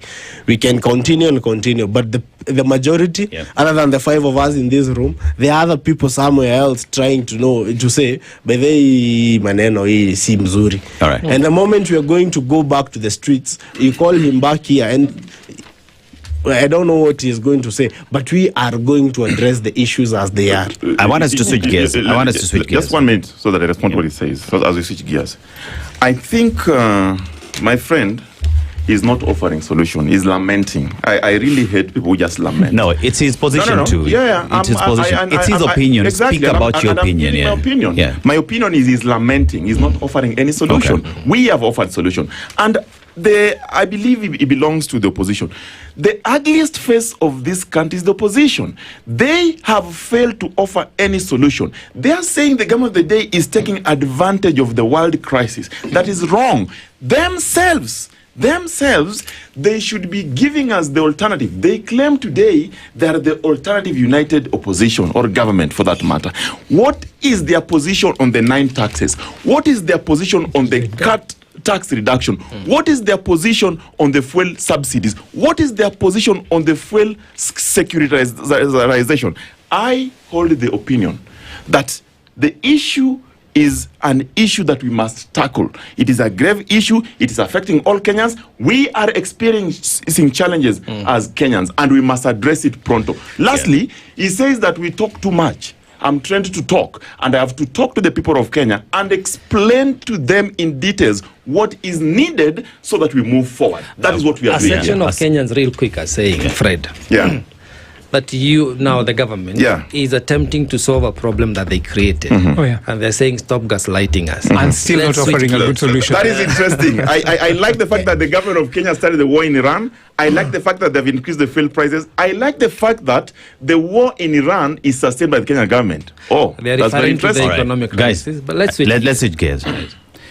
Another thing that we've seen in the country recently, because on matters fuel, we can't converse in this conversation, right? But there has been talk within your party and UDA, and this is with regard to zoning, right? There is also the latest information that we got yesterday that there seems to be problem in Paradise.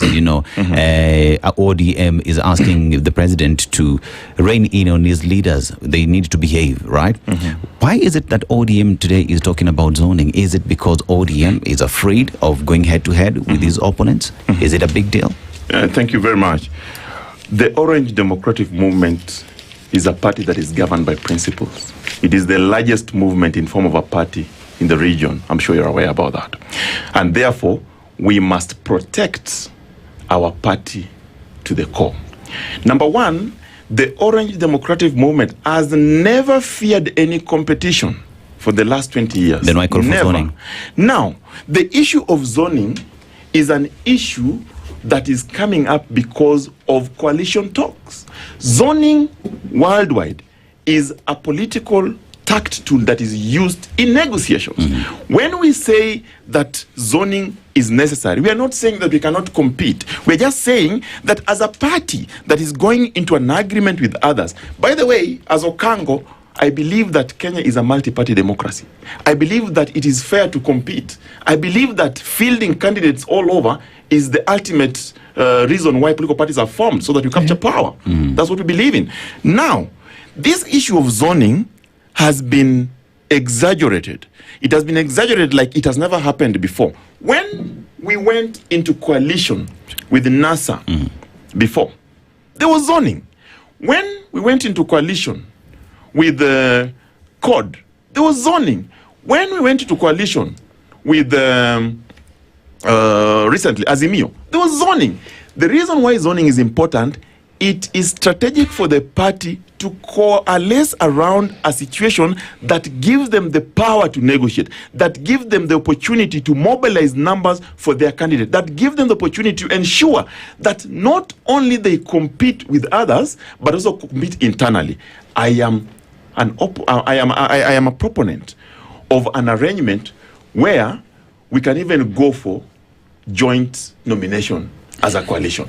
But let me tell you, it is too early to talk about this. It is too early because we are at a time when we are now going into the formation of a technical team that will look at zoning issue, look at the seats, look at the political party strength, and look at individuals that are running. So at that time, we'll talk about it. But as it is now, I believe that these are discussions that the two parties are talking about. The president, when he's speaking in Kisii, did say that that is an issue that will be addressed. Yesterday, my party organized a meeting called Central Management Committee, one of the most significant organs of the party. And they made a decision and they requested the UDA counterparts that let's cease these talks that are going to create a conflict that is not existing, because there's no conflict. Political parties must compete. However, we believe that with the formation, our party in Article 87 of the party requires that the party, when they're going to negotiation, they form also a coalition committee. I also attended the joint parliamentary group where the president was under Buro Ginga, ODM and UDA, and there was a proposal to form an 8-member technical committee that is going to look into all these issues. I am sure the two leaders are looking into that. Yeah. So as it is, there's no issue to raise alarm. We are on course, and political negotiations demand that you protect your territory. Politics is about interest. The interest of ODM is to ensure that we secure as many seats as possible, because that's what we're going to do. Come on. Fred, Kamau comes in. Yeah. Is ODM still in Azimio on paper? If you remember, I was the Secretary for Political Affairs of Azimio. There is what is called the deed of agreement. Right. That deed of agreement gave an exit clause. And the exit clause states that for you to exit the coalition, you must give a 90-day notice. We did give 90-day notice. Okay. So I can confidently tell you, we are no longer interested in Azimio because Azimio is dead. Okay. Come on. Because as well, opposition as well have been seen to be talking about zoning. Rigathi Gachagua saying that Nairobi is a DCP region. We'll talk. You're still in Azimio. Where are we with the zoning as well within the united opposition, alternative government? Well, maybe for the better part, I'll agree with my brother here about zoning. But as an upcoming leader and as an emerging leader, and I'm also a victim of zoning, because actually Okango, I was a member of ODM in the last election, and I was zoned off. Maybe you should come back, because we are going to Canaan through you miss the train. You can have a G2G. P2P. Right, come on. I vied with an ODM ticket in the last election and got zoned off because I was told that is a Jubilee stronghold, and therefore was told to join Jubilee so that I can go for primaries where I got played. And anyway, that is but as a victim of zoning, it is a democratic right of any citizen to join any party. Correct. And it is and vie under that party anywhere in this country without being zoned off. And this is where these parties, they bring in the aspect of tribalism. And this is where we as the young people are saying we need to call off these parties and we need to stop labeling these parties as tribal parties, that this party belongs to this region, this party belongs to the other region. We need to belong to the, as one state. That is where I need, I need to the parties, and that is also what we have been pushing in our party, that there should be no zoning. If I have aspirations to run for a specific seat somewhere, and my brother has an aspiration to run for a specific seat, and I come with one party A, and he comes with party B, but party A is regionally, acknowledged in that area, and my party B is not acknowledged in that area, and therefore I'm told now, because we're in the same coalition, please step down for this one. So that I don't think that should hold. But now, with what is happening with ODM and Azimio, and us in Azimio, as Wiper, we're still in Azimio. we still believe, and we're still going to Canaan. These ones are already left, and we know where they are. Zoning, as from where we stand right now, well, it makes politics easy. It makes, because the interests of the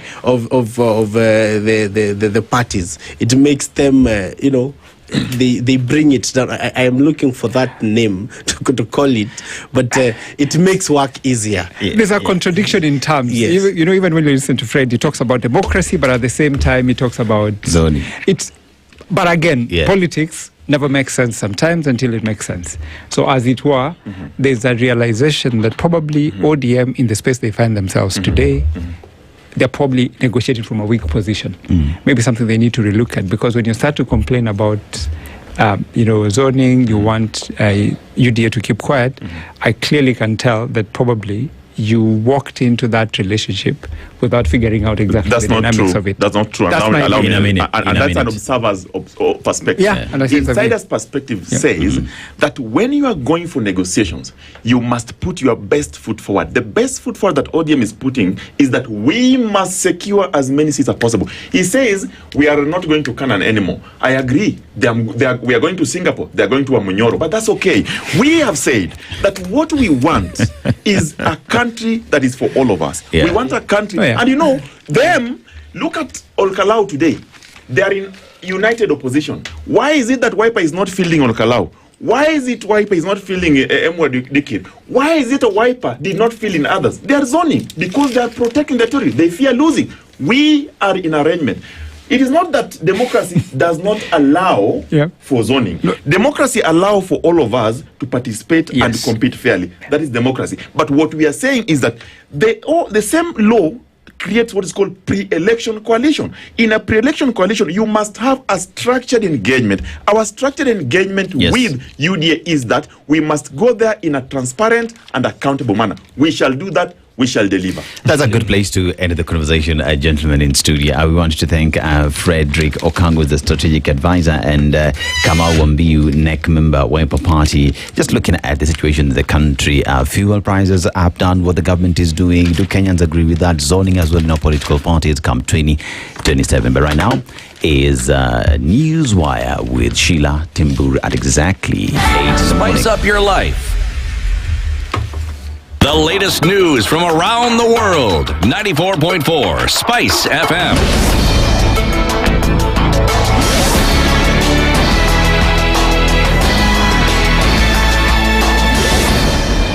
Good morning. This is the Newswire. I'm Sheila Timbur.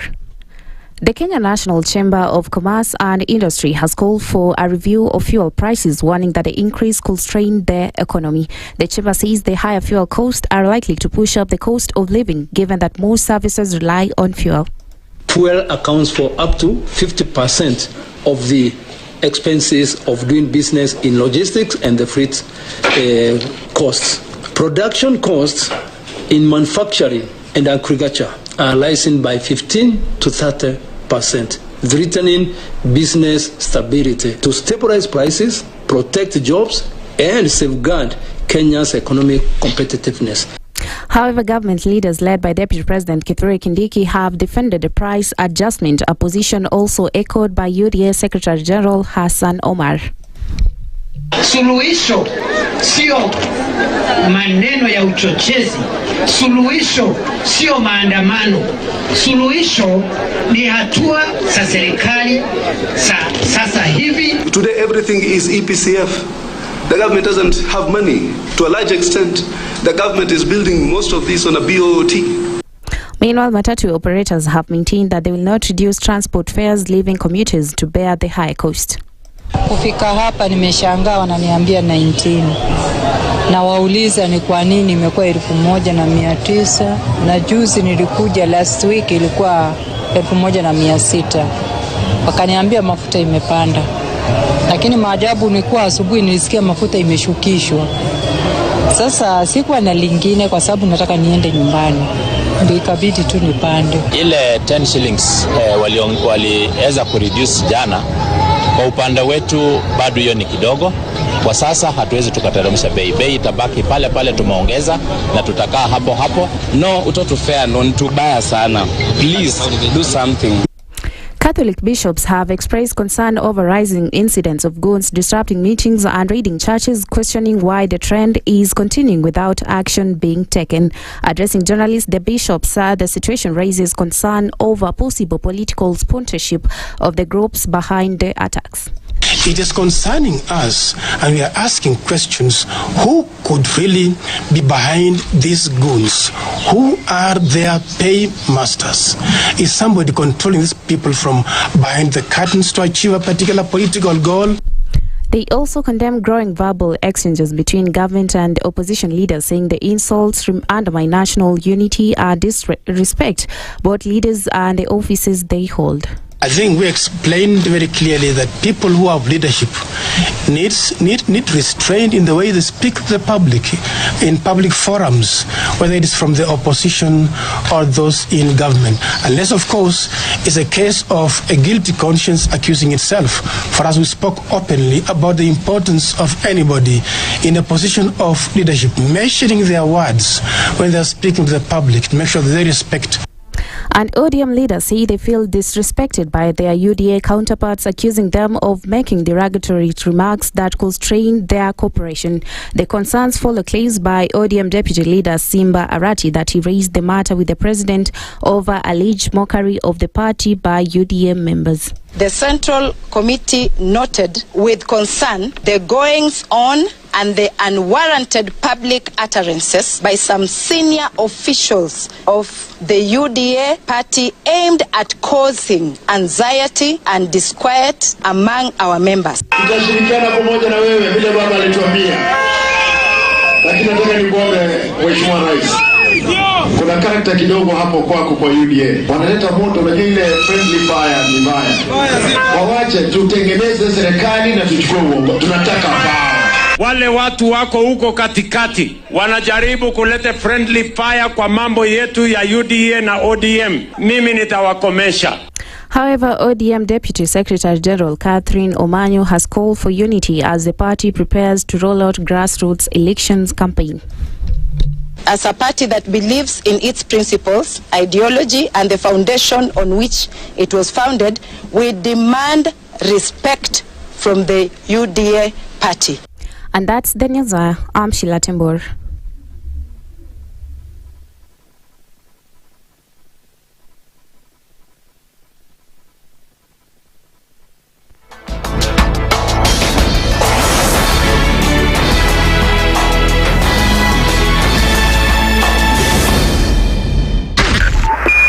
.5 Spice FM, Kisumu. The following takes place from 6 a.m. to 10 a.m. every weekday on Spice FM. Every time he kept on saying he wants a vibrant opposition.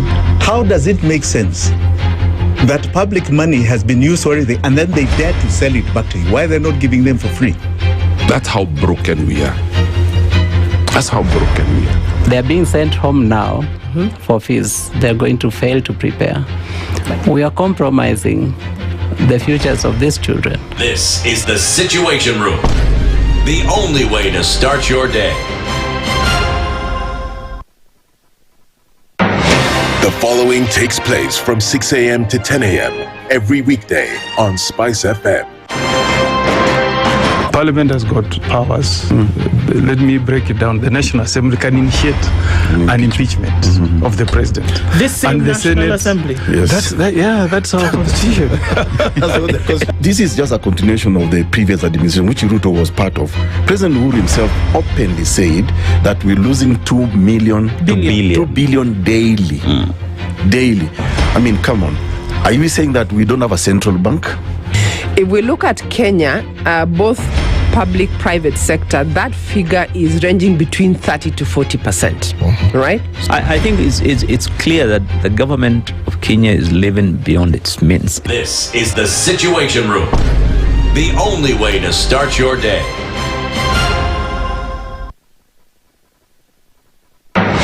The following takes place from 6 a.m. to 10 a.m. every weekday on SpiceFM. Baba should disown these experts and say they went there on the, because he keep on telling us that these experts just you came from Dubai and you found them they're already at State House looking for jobs. Government has to has to introduce austerity measures. It's something that this government and the previous ones have not been able to do in this country. We've talked about it so many times. And really, I think you have seen the modus operandi of William Samoei Ruto since he came in. It's just showbiz. This is the Situation Room, the only way to start your day. Mature, intelligent talk every morning. Spice up yourself.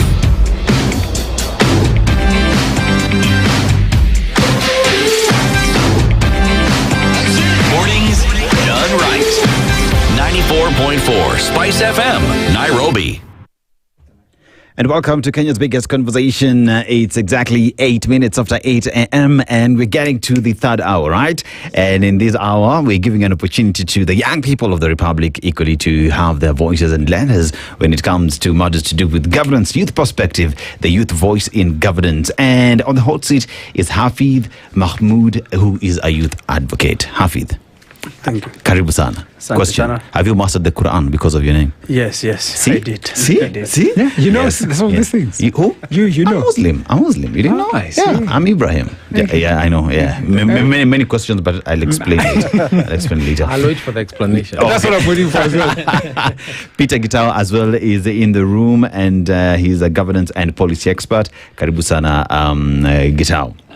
Now, gentlemen, today we happen to be in a country where we went and sourced for the proverb, and the country that you're in is Djibouti. So it is a beautiful country, a small country, one would say, with 1.1 million population, and it is a country that uses its port as its biggest resource because it feeds into Ethiopia. Because remember, Ethiopia is landlocked, so they feed them in terms of resources that they do need. Former colony of the French, so French speaking as well as Somali speaking in some areas, and due to intermarriage as well, Ethiopians are in the country, and that is what makes the country be what it is today.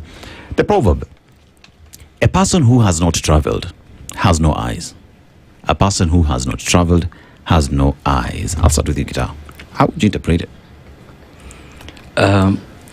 Thank you. That actually reminds me of another proverb from our side that says people who have not traveled think that their mother is the best cook because, that is the only food you've tasted.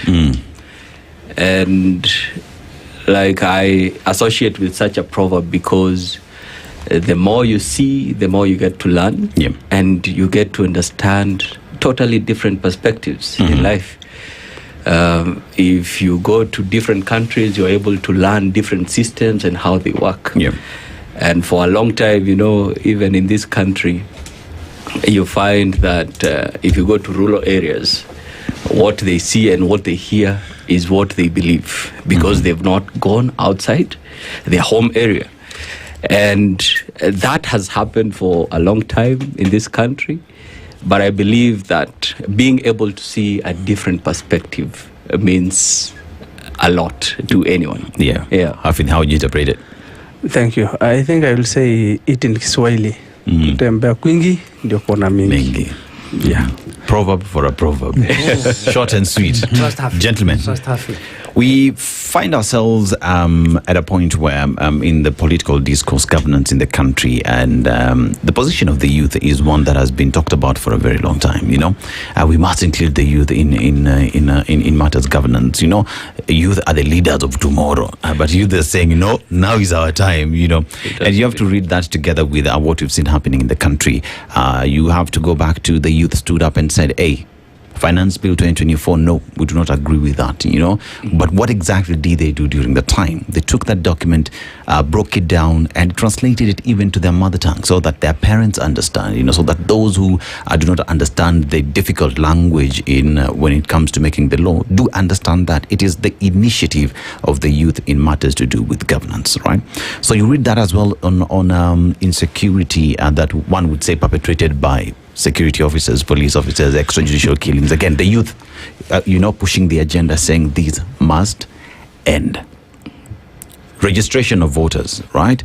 IEBC tried, right? But it is, again, the youth of the country who stood up and said, tuko kadi, and we will push this agenda. And one asked the question, do you think that the youth have been given an opportunity under the leadership of the country, time immemorial, to be part and parcel of these conversations? Do the youth have a seat at the table, or are there to be seen and not to be heard? Hafid. Thank you once again.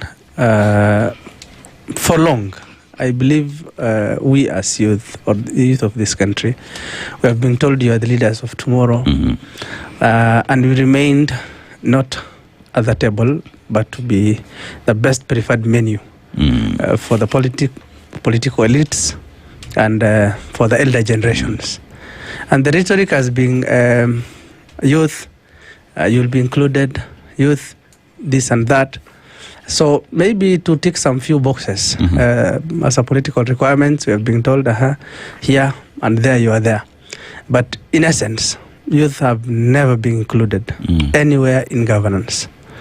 Because if you want to tell me a population of 75% of a country, or let me just pick a county for instance, you are telling in a county you have 60 to 65% youth population.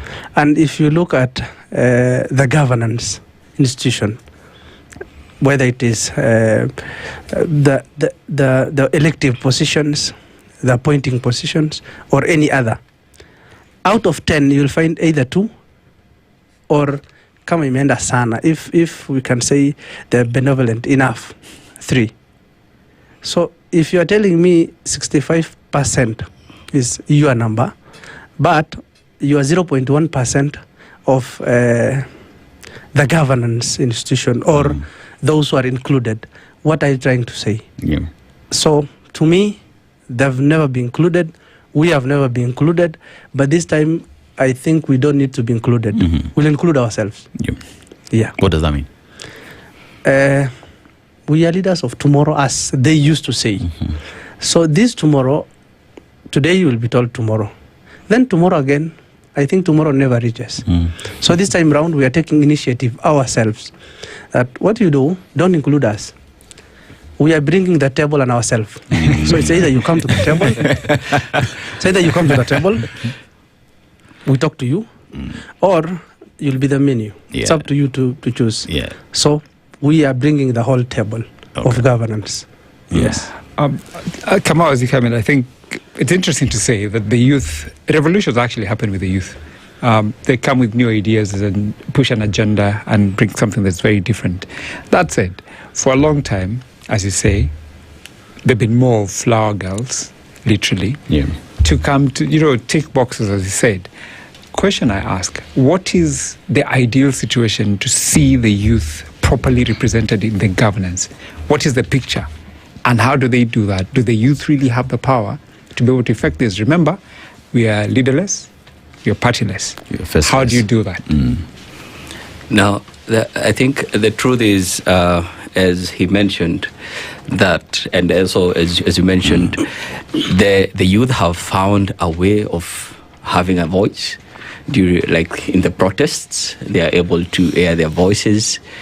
They are able to, like if you go online, they are very active. They are able to share anything. They are able to disagree with so many things that happen in this country.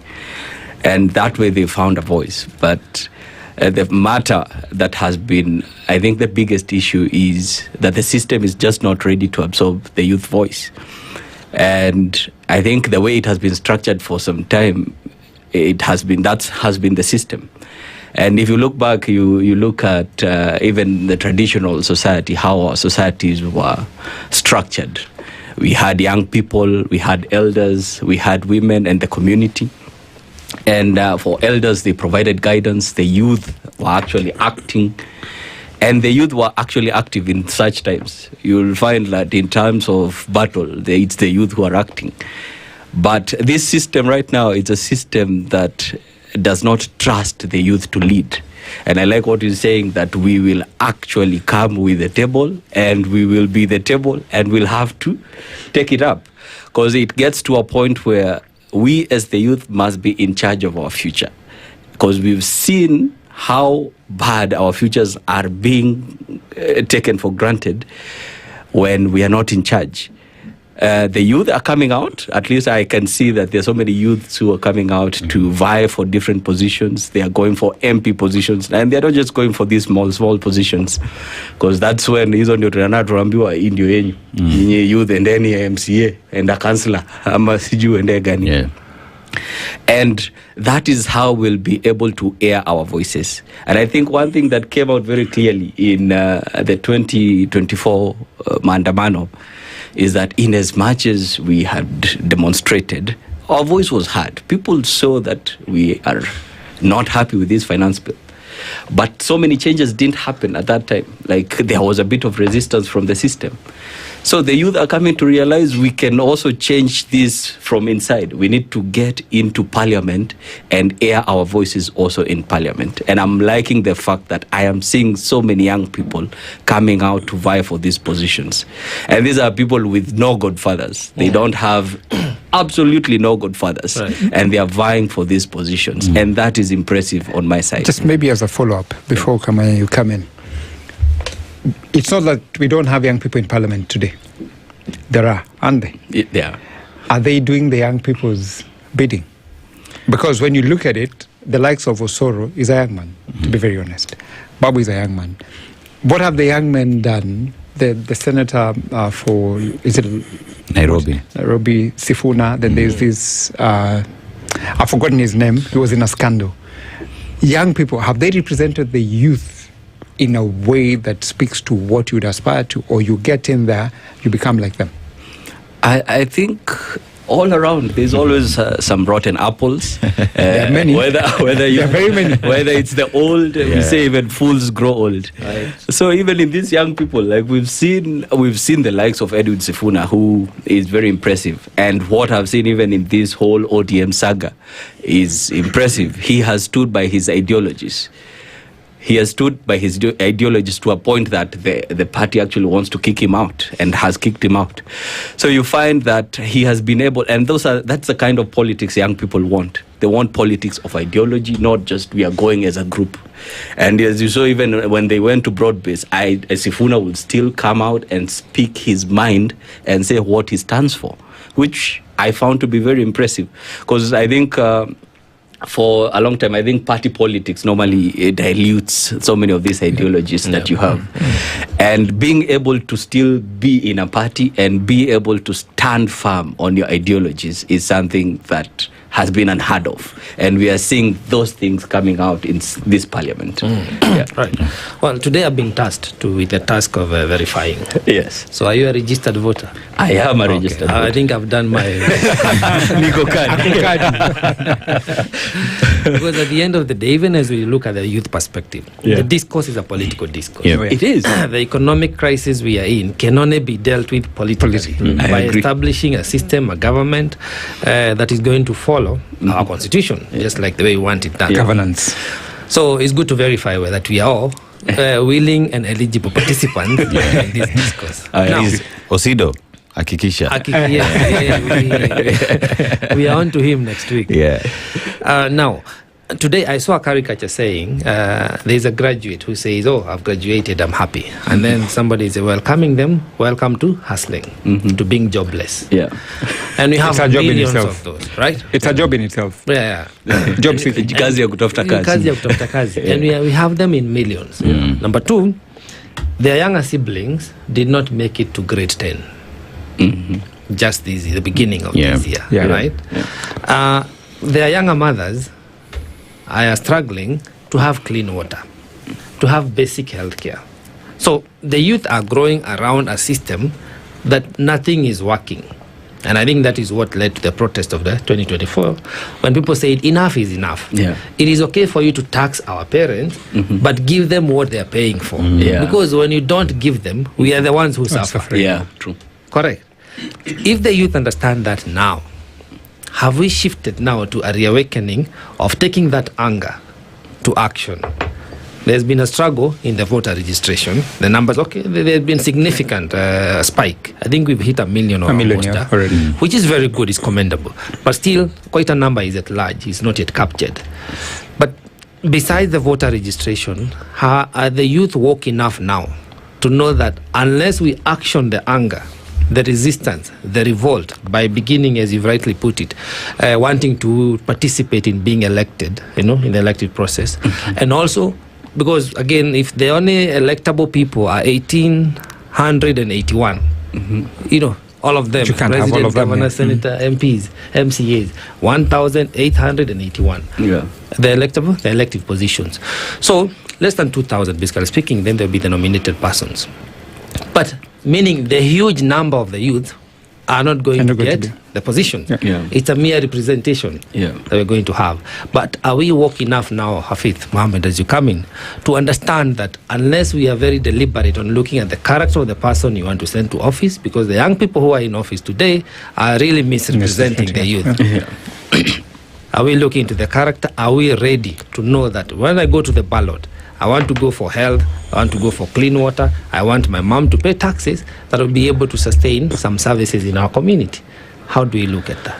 Thank you. I think before I answer your question, there is a very fundamental question my friend asked to Peter. Yes, there are young people who are already in parliament, who are in a very powerful positions, whether it is the Senate, the MPs, or even governors. They are very young governors, who are relatively young.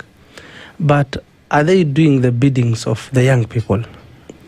I want to say it categorically. The problem is not with the persons. How do they come to that position?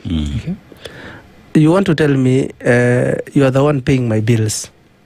Let me just use, for lack of better words, you are the one paying my bills.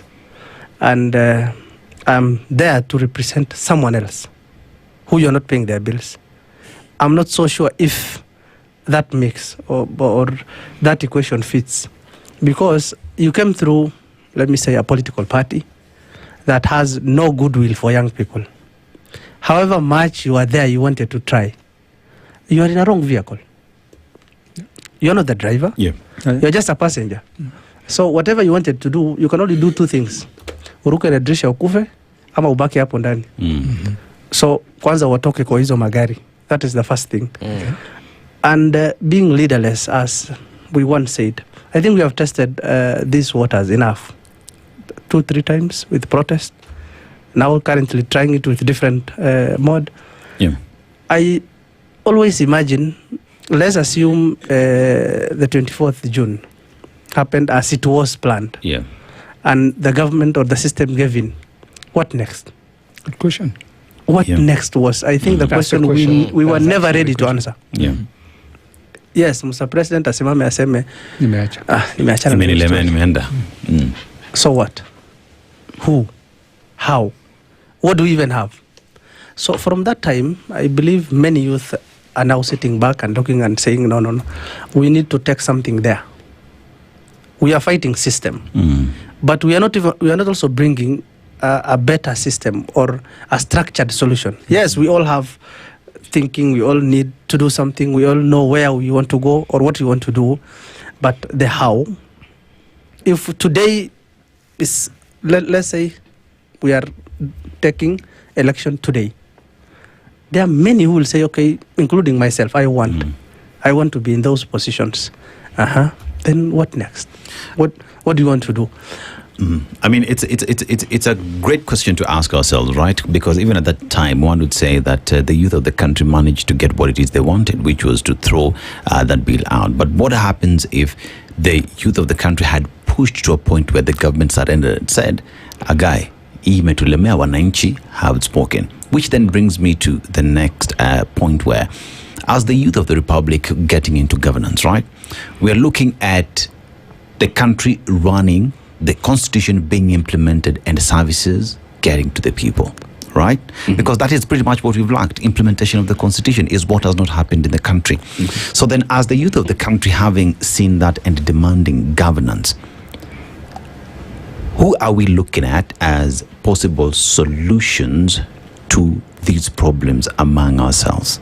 Because we can't also say we want change, but we are looking at the problem and expect that change will come. We must look at individuals who would champion this change, but we must identify them. So as the youth and the roles that we have to play right now is to identify ourselves with change makers, right? And even among ourselves, because like you said, there are rotten apples within ourselves, right? We have to sieve the worst from the best and then go with the best. And this discussion that as the youth of the country we are having in terms of we want to not even come with our table and the chair, we will bring down the building, right? So that we have this conversation even without the building, without the table, without the chair. We must have this conversation. But who are we championing as the change makers that we want into these government spaces? Yes. So, Hafid. Good, thank you. I think that one is a very heavy question. Looking at where we are, the timing, the kind of the political tension we have. Sometimes you're given too many good or bad things till you're not even so sure. You select from which. But the good thing is we'll go for ideology first. So many times we have gone for good things. Promises. Yes. Singapore. We'll do, shall go. Tumetenga, tutaweka, so many and other short stories. Now, the ideology, though sometimes now that one will also pick at individual level. There are things I believe in. I'm sure my brother, there are things we commonly believe in, but also that common is not very common to everyone. They are common that's quite unique. Let me speak as someone from the lower side of this country, the northeastern. For instance, my brother could be, let me just say he's from Kiambu. I'm sorry to use, but I'm sure this is one of the best places I can have been there. I can say, this is where I am from Kiambu. So right. That's quite accurate. You're a prophet. So what my brother will have wanted to happen and what I will have wanted to happen, fine, we have common grounds, but could be slightly different. If you ask my friend here, he will not maybe much talk about roads, much talk about water, much talk about good health facilities. There are places in this country, it's not even basic. The most human basic is not even what we dream to have. Someone had never seen tarmac road in their life, had never live off tap. Even the normal stream water, had never seen. Health facility, you hear them, maybe Meru, somewhere transfers in Njeri, in the bigger towns. So you are telling this person, we are talking of now a system where we need to have good governance. What we need to have at first place is not individuals. Is this system good enough to work for those individuals who are in those villages? That if it's not the county that is employing that bulk of youth, there are no hope. There are no industries, there are no private sector spaces. The county can only employ 3,000 to 4,000. That's the maximum. And it's already filled. You cannot come as a governor, even if today I'm elected as a governor. Fine, I'm young. I want to champion for the young persons. Will I go and sack everyone there? How will I even absorb more than 300,000, 400,000 youth who are graduate? Where will I take them? Even if I have a good heart, whatever I wanted to do, where will I take these people? So there are fundamentals. I believe we even as youth, as we are thinking together, we should bring all perspective into one. Let's say we brought you or you brought me. Then what? Are we even equal? Where do we start from? I think unless we have that discussion even as youth, we are not yet ripe to even have that common goal of wanting to change a system. You want to change a system that we don't even understand. it's good we study as young persons. We know the surroundings, the whole country, the demographics, the different good and bad side, the dynamics of the country. Then we can say, okay, it's now my brother who understands what I thought is what I want. So we can go for him. Or it's Kamanya who I can now feel as much as he has 1, 2, 3 goodies, he understands even better how Isiolo looks like. And I will go for him. So that is, I think I am trying to answer your question on who will champion good. Is the person who, one, will have a better ideology, a good system, and then a good understanding. Because we have had leaders like my good president who can name 12 stops on a road. And if you ask him, what have you done about even one, there is nothing. About the foundations. So, Peter, that's what I was asking earlier now. Are the youth, because, last time, 33%, almost 40% of registered voters did not vote, 8 million. And largely, that number was of the youth. We are heading in 68 weeks. Yes, we are counting. 68 weeks. We are going to vote. Are the youth ready to know enough that they have to engage for them to realize what Mohammed is saying, the change we are seeking as a nation? Now, one of the things I'm very grateful to this government for, imagine I'm actually grateful for something. God, this is something. Is that they find different ways of pinching our monanchi. They're doing an excellent job of that. Yeah, they are doing an extra job, and they are doing the job for us. Like each single day, they will wake up one day and they'll be increasing the taxes on the payroll. Then they wake up another day, they will be messing up the whole health system. They are changing the whole education sector and how it's being funded. So this pain is actually going back to either this young man, it's going back to the parents, because at times the education is being paid by the parents, or even saa zingine ni black tax. Some other young person who is paying for their brother to go to school. And whenever we are about to forget that they messed up, then wanaongeza mafuta and they don't even have an idea of what they are doing. So they have been doing the job for us. They are keeping us angry. And that is evident in things like, you can see the Tuko Kadi. Young people are coming out bado, and they are registering as voters. So I know for a long time, young people have not been coming out to vote. But at times, the way the systems were designed, like if you look at our politics, the kind of politics that is done on the ground, inagoga tuile kupeana, you give handouts. And eventually, after the handouts, nothing else is done. But then the protests, they showed these young people that, you know what, tumefinywa sana. Saizi nilizunguka, and I even saw some video online that showed how shops have been closed down of za mama zetu. Hawa ni mama zetu wamefunga maduka. Na wamezifunga, na unajua hawa ni watu wamekuwa in business for almost I think 5 years. Your entire lifetime. Their entire lifetime for so long, but right now they are closing shop. And that pinch will still be felt. And I was seeing also a report by Oxfam that said that the average Kenyans, or half of Kenyans, live at 130 shillings per day. Below $1. You know, we might be seated here and thinking how 130 shillings feels small. But that means a lot to people there kwa ground. 130 shillings. And that effect that is being felt by these people, when even that 130 they don't have. And yet our politicians are flashing watches, expensive watches. Red bottoms. Yes. So, na to red bottoms huku wanatembea. They are very nice. Yes. And I like, you're clearly highlighting the issues that are pressing the young people. But then governance and the structure of governance, and the rules that we set for ourselves are very clear. What is the understanding from the youth population of the governance structure? And how effective do they think or believe they can be in ensuring that we can turn the tide to make this country what they aspire for. Because it's good to dream, it's good to talk, it's good to be cardy.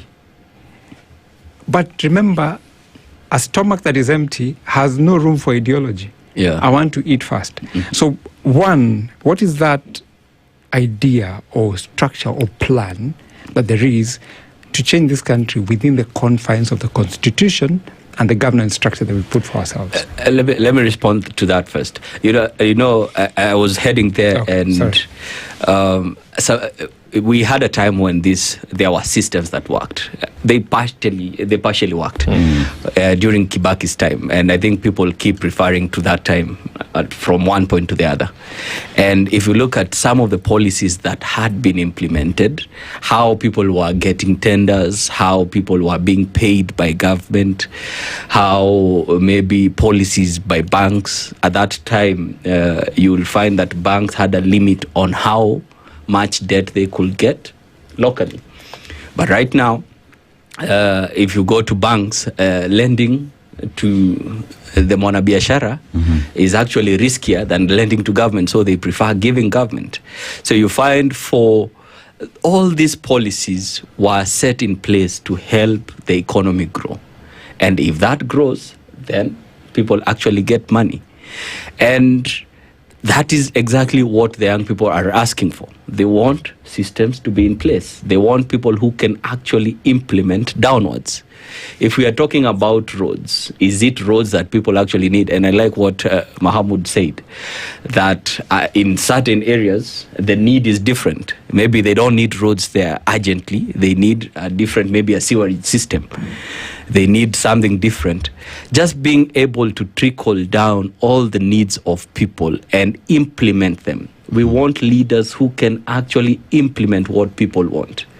And again, in the finance bill protests, the issue was that those leaders were not representing the will of the people. They were there and saying yes, yet people are saying no. It did not make sense. So the kind of leaders we are asking for is leaders who can do what the people want, and they're listening to what they want. So they don't necessarily need to be youth, but as long as they represent the aspirations of the young people. Is that what I'm hearing? They don't necessarily need to be youth. That's important because there's an assumption that young people have to be the ones who have the wheels of power and wielding the authority to do the things that are required. Hafid. To me, I'll say two things. The first one, my friend asked if young people understand the structure and workings of governance. I think we have one of the best things in this country. That is our constitution. That gave us everything. So if we needed a good system, that's a good system. That is to my understanding. Okay. We want a very good system, a very good working system. You don't need rocket science. Just implement the constitution the way it is. And we have. But the problem now is, as the ODM used to refer to it, is the software. We don't have problem with the laws and whatever. We have everything in place. The institutions, how it's supposed to work, what it's supposed to do. What we have is a 70-year-old person who in his prime life of 30s, 20s, now in his youth age, there was nothing like technology. There was nothing like innovation. There was nothing to say the world is growing towards the technological side. Now this person is the same person. You are giving him to represent you in finance bill. You're giving him to represent you in innovations, in skill growth. What will this person do? It's just like giving my mother, who's not learned, this very informative newspaper. I think the good thing she'll do with it is to look at the pictures. Wow, this one looks good. The other one looks better. Nothing more. Yeah, true. That's exactly the kind of problem we are having.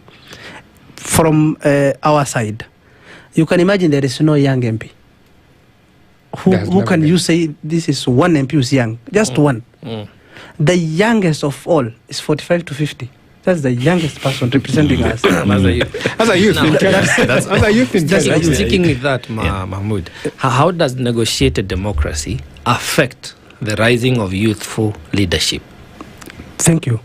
Now that is even another problem. If we were to open, it's another Pandora box of problems.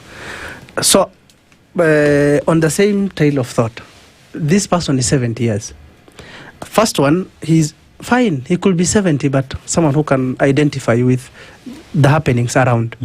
But this person is picked through what my good friend is talking about, negotiated democracy. Which is very common in the North. Which is very common. Someone who don't understand governance at all. I don't want to identify a cause, but mtu alifanya kitu completely different with a diploma of 1960. It's now currently leading you, and you are talking to him, we need an e-hub in our constitution. We need an innovation center, robotics.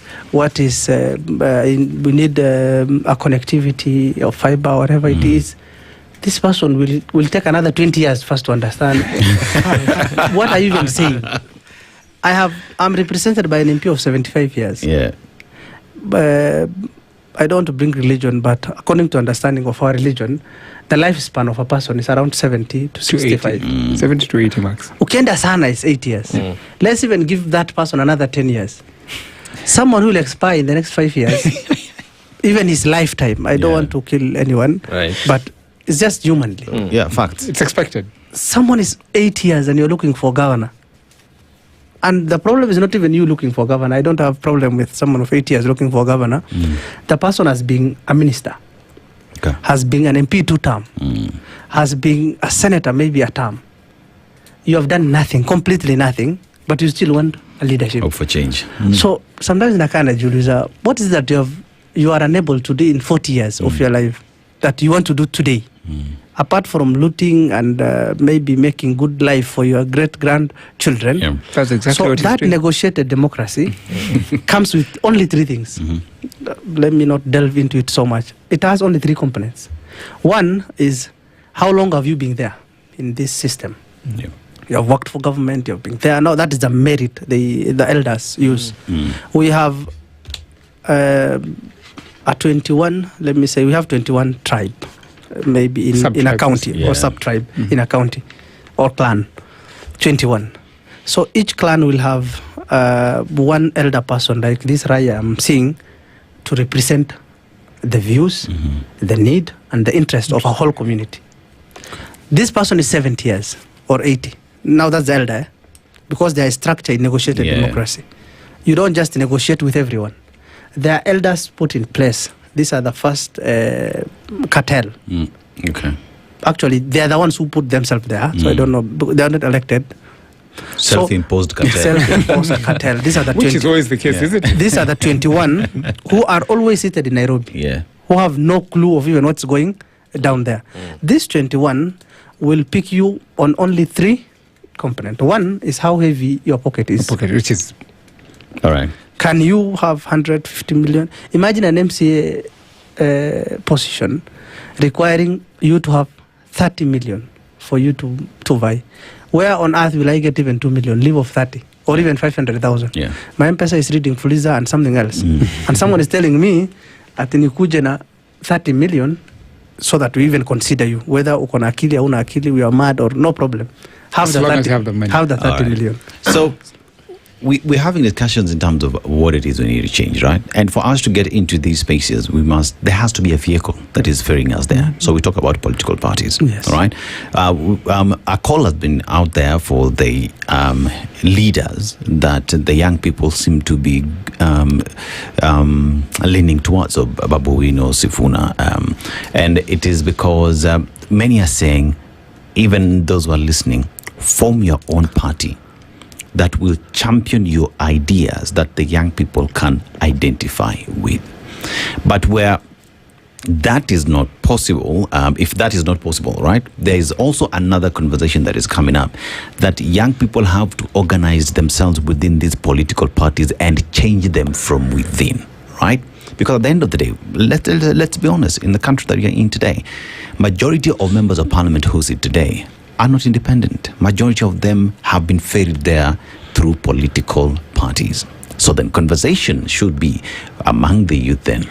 What are we doing, number one, to organize ourselves to come up with a political party, or organize ourselves to change the already existing political parties so that we're able to ferry ourselves into those seats and see the change that we want. Or even if we're not going to change those people, but the agenda that the party carries, the vision of the party, will be determined by the youth of the country. Is that direction that we are thinking? Because at the end of the day, kukuwa na gari inatupeleka to the promised land, sitaki kusema ni Canada na Singapore, has to be the vehicle has to be there. Are we thinking along those lines?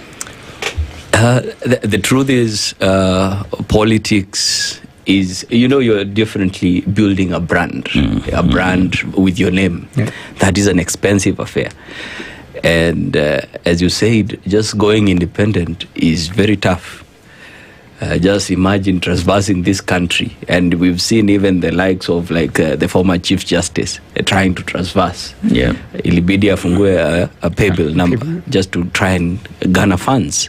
It's an expensive affair, and these vehicles, the political parties, play a big role in just helping you build an image. When you come together, it's normally easier and less expensive.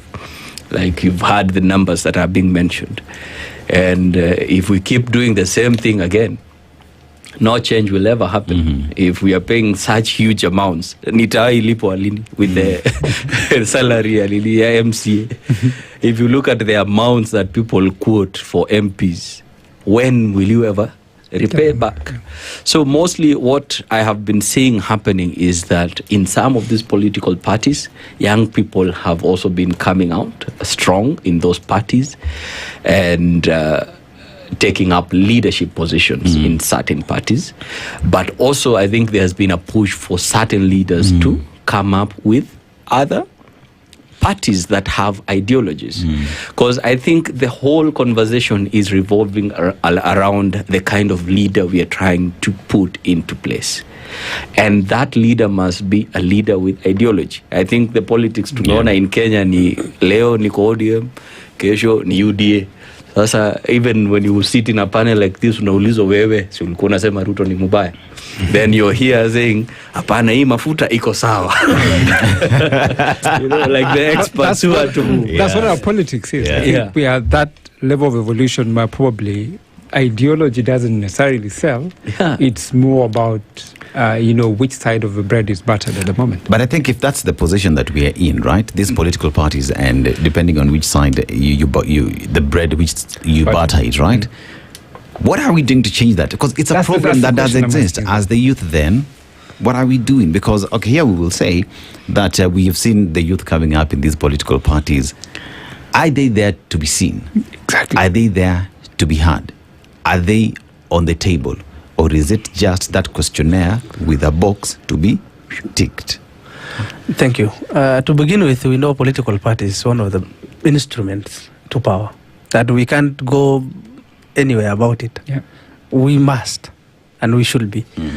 Now the problem is we have how many political parties in Kenya? 90, I think. 90, and it's growing. Yeah. Maybe between now and 2022 we'll have around 100. So are we having less of political parties? No, we have enough. And to me, the problem is not with the political party, is the person's ideology. Yes. What you are believing in yesterday is not what you are believing today. So sometimes it puts even the political parties, let's say ODM. Some few months ago, we knew ODM for completely different thing. Yeah. Now you don't even understand. Is it ODM? Is it individuals? So to me, I'll say two things. One, as a young person, as young people, okay, those who are pushing for the young team, the Linda Wananchi or Linda Ground, Linda Wananchi, yeah, to have their own political party. Okay, it's a different agenda. Linda Ground, Linda Wananchi. No, because Linda Ground also has a youth leader. So there's a Linda thing. Yeah. So let's just take the Linda. With whatever they're lindering. Yeah. So those who are pushing for them to have political party, okay, it's one line of thought. But what if there are political parties with good ideal and ideology? Is it must for you to look for another political party? No. it's not must. Then second, let's say we take Party X, with which we think is now maybe having a few good ideology we as young people identify with. How far are we sure we can do something about even the political party itself? Because in Kenya, as it is now, political parties like your own car. It's you who decides whether you want a new brake, or you will say, wacha niende tu na hii hata nikionga watu hakuna shida. So if those parties can adjust to the demands or the need or the growing youth, then we don't need to have more political parties come up. But if we fail to identify, that's the young people, if we fail to identify out of the 90 whatever parties 90, we do have, 90. That there are no one political party, we can say this one has one less scandal, two has been there maybe not for so long in this system that you can say we want to change everything, including even the political parties, but at least have a leader who identifies with the ideologies of young persons. I don't want to name any political party. As it is now, I've been in few political parties. Nimeshindwa kujiplace, so nikasema to let me take backseat. Yeah. Look, definitely I will be going to one, but hopefully it's the one that will accommodate. Yeah. But really, just a question. But really, is the problem the vehicle or the driver? Good question. Good question, and that's the interest. And now that this helps you answer your own question. Today, when you look at the Standard, we're talking about the sugar scandal. Yeah. And it helps you to note that I think last month or this month, the president said in 2 or 3 years we'll be a sugar exporting country. Yeah. Earlier in the year or late last year, he said that we had produced in surplus, right? This is playing out. Just recently, we've been treated to the fuel scandal itself. There is a haste of the real money, and then there is a spike at the pump price. So now, because this talks about the driver, the person who sits, at the helm, the buck stops with the leader, or with that the driver of the vehicle we decided to board. When we are looking at people and parties, because today you could have Mahmoud as the president, but if the system still operates as it is now, then the outcome will be the same. That's why you have young people coming into office, but they still operate the same. So are we seeking clearly to understand that systematically we have to change how we've been running, one, our country, two, our involvement? Because a lot of people say, politics, it doesn't matter. I'm not a politician. It's a dirty game. It's a dirty game.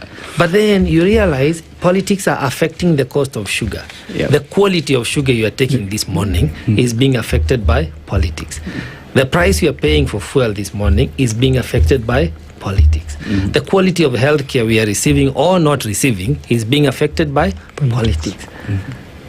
Are we woke enough? I'm telling you, because the first time I told my mom that I would be active in politics, bwana alipiga magoti wakaanza kuniombea bwana, because as you said, they know how dirty politics is. Even religion is very political. Even religion is very political, because they're wondering, my son, what is going to happen. And as you said, I think the driver might be crazy and might be drunk and might be so many other different things. And I think what we are calling on young people and the fact about ideologies is coming back. If it's the same thing about elections. If we have more young people come out and vote with the same ideology, then we are able to change who the driver is. The same thing in a party. If you have more young people or more people with the same ideology and they come into the party, then they are able to change the system.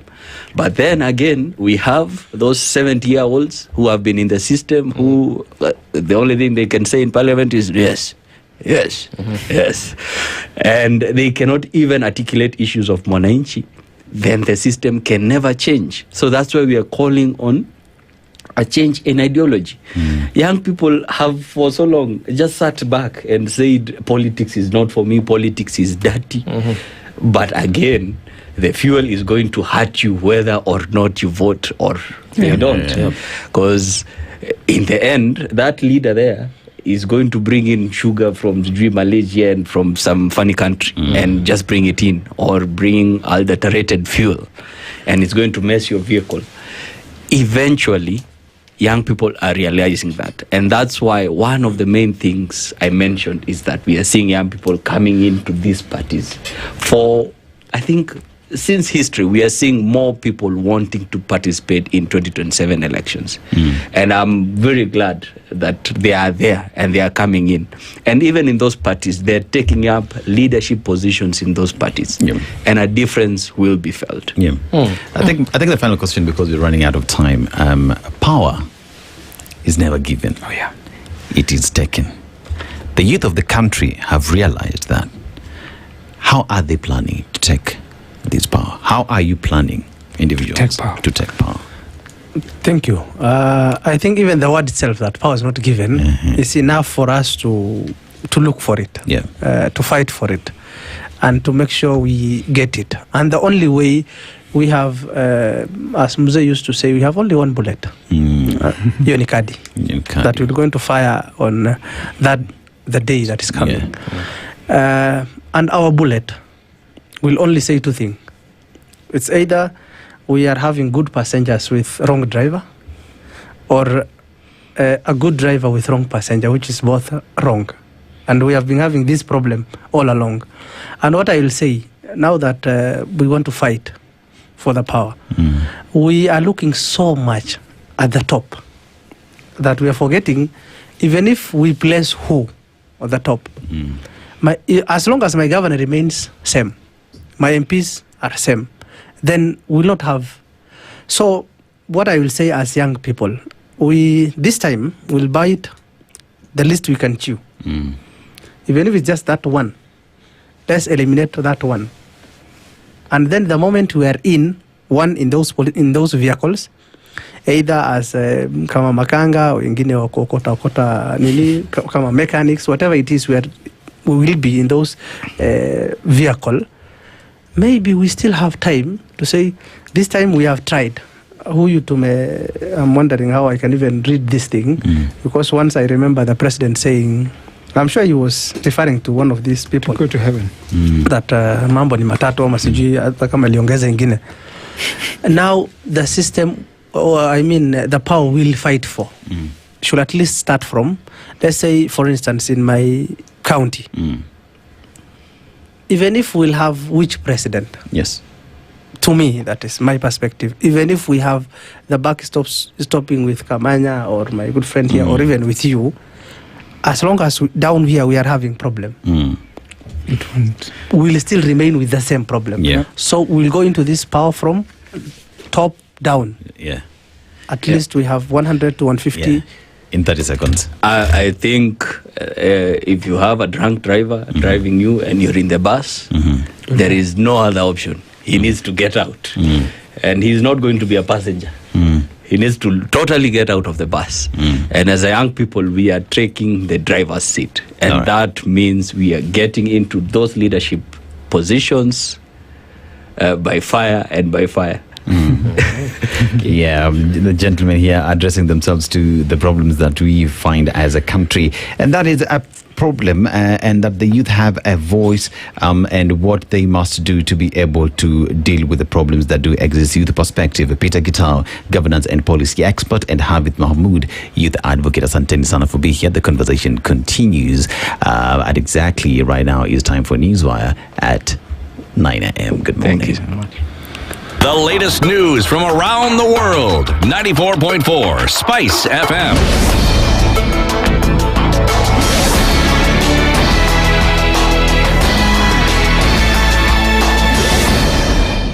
Good morning. This is the Newswire. I'm Sheila Tembor. Even as the nation grapples with the importation of substandard fuel, which has cost the country 2.9 billion shillings, new allegations have emerged over a sugar scandal linked to losses estimated at 3 billion shillings. According to an investigation by the Standard, industrial sugar was imported and later diverted into the domestic market. The report alleges that the consignment was repackaged and sold for human consumption without proper control, raising public health concerns. It further claims the sugar linked to Mombasa Sugar Refinery and Kibos Sugar Company entered the market unlawfully, resulting in tax losses and alleged involvement or negligence by some officials. The revelations has sparked public outrage with calls for accountability and action against those implicated. EPRA's decision to reduce VAT on fuel from 16% to 13% and later to 8% following public pressure has been cited as an indication that the government has been overlooking key issues affecting ordinary citizens. Speaking during an event to empower women's group in Waitaluk, Kiminini parliamentary aspirant Jacob Luswete said fuel pricing is a sensitive issue that should not be politicized or treated lightly, noting its direct impact on the cost of living.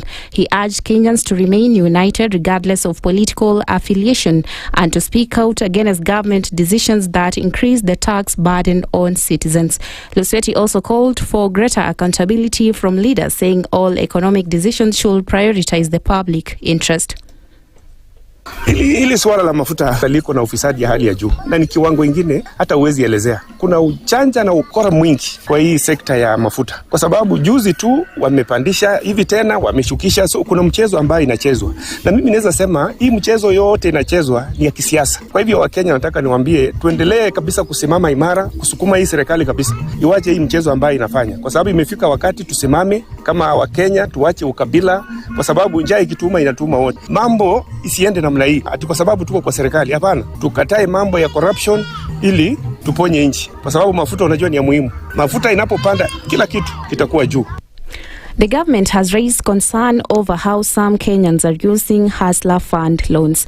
MSME's PS Susan Mangeni says a significant number of borrowers, particularly young people, are using the funds for non-productive purposes such as internet browsing instead of investing in businesses. Probably we are not doing much. For instance, Hustler Fund, we've seen it's on a good trajectory, but one of the issues that has come out probably, when we were lending, we are not doing, training.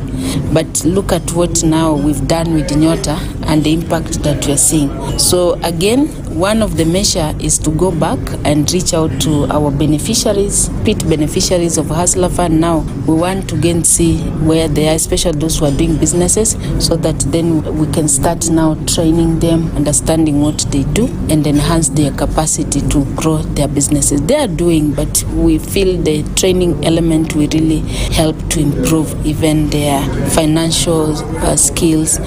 She says the government has now rolled out awareness and training programs to promote responsible use of the loans and support business growth.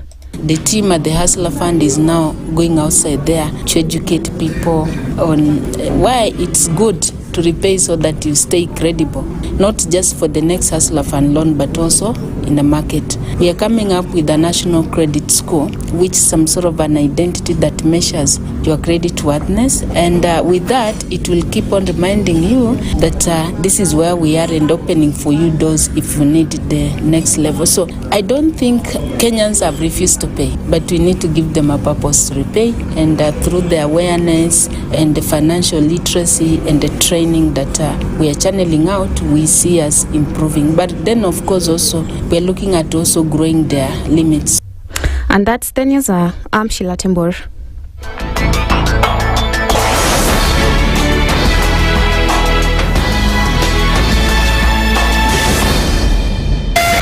.4 Spice FM, Nairobi.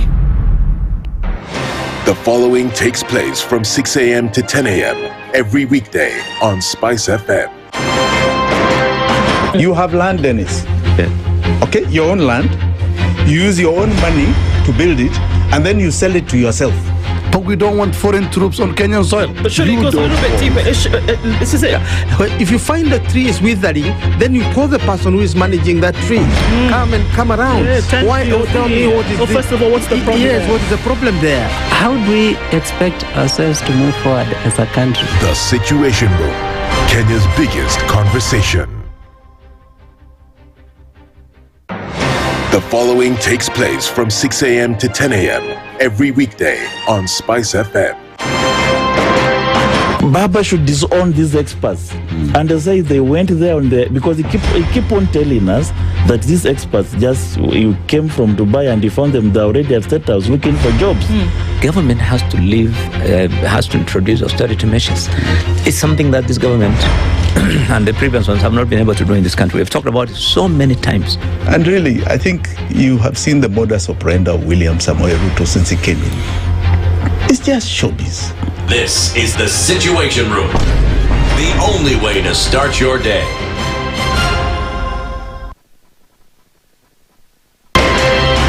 Good morning, and I love your show. Thank you.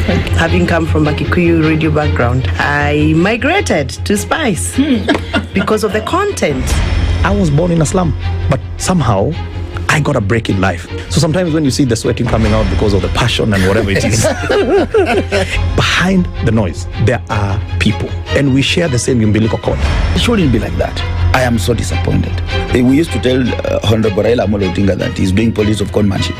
And even President Uhuru Kenyatta, serikali hii ndio iko na conmanship ya hali ya juu. You cannot promise people that you reduce tax, then you double. In politics, there is the issue of trust. For you to turn around and then stab the same people who gave you that trust, there is no other level of dishonesty. Imabo, utaona dunia tu. The Situation Room, Kenya's biggest conversation. Mature, intelligent talk every morning. Spice up yourself. Mornings done right. 94.4 Spice FM, Nairobi.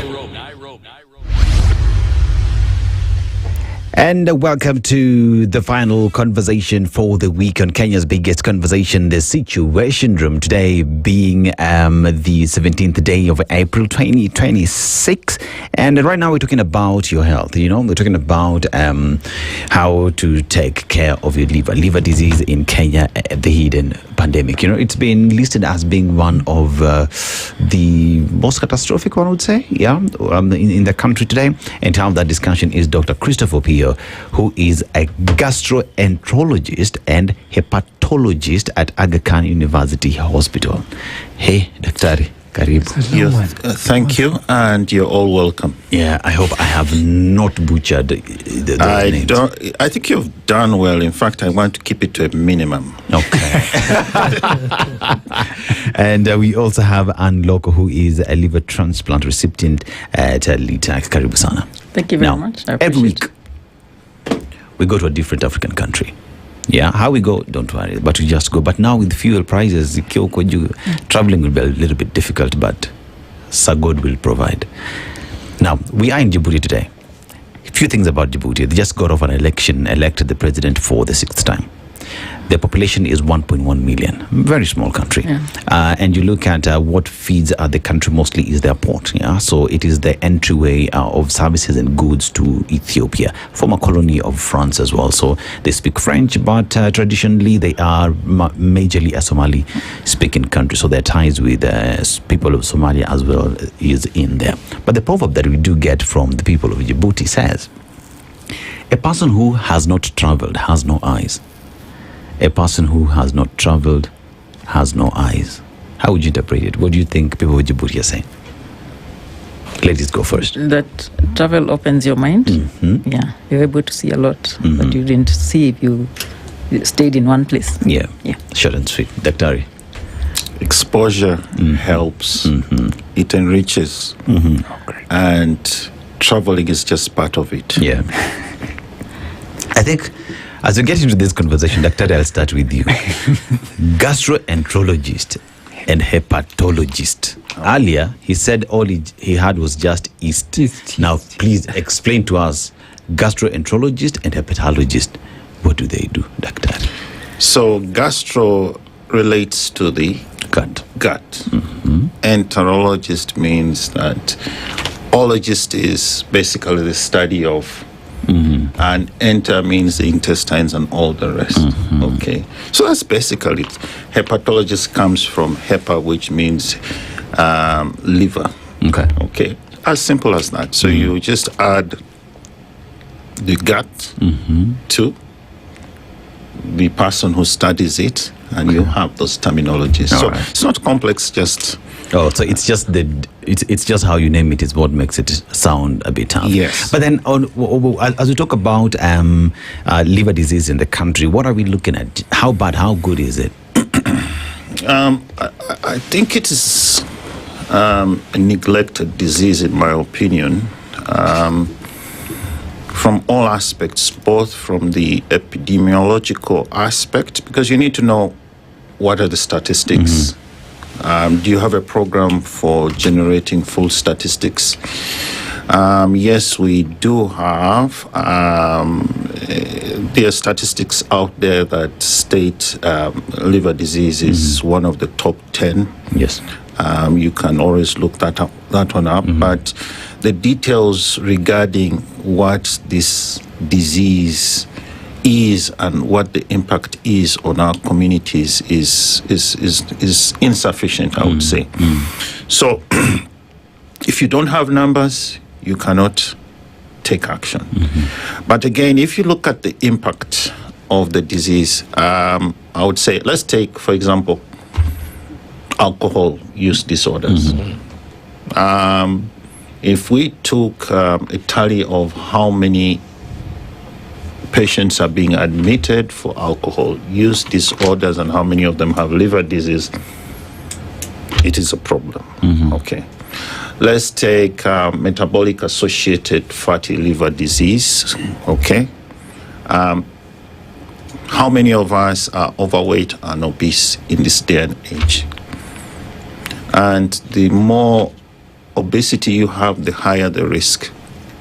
In fact, for those who have morbid obesity, say BMIs, which is a ratio of the weight to the height, if you have morbid obesity, up to 100% of them have fatty liver disease and are likely to progress. Let's take diabetics, okay, which are linked to hypertension and all that. Up to something close to 60% would have metabolic associated liver disease. Let's take hepatitis B. Okay, it's estimated maybe 3% may have it and so forth and etc. And possibly 20% will go on to develop complications. Then we go, the functions of the liver are to process food, for immunity, and for storage, and also for drugs. How many of us take medications once in a while? Let's take paracetamol. If it is misused, you can have liver injury. Okay.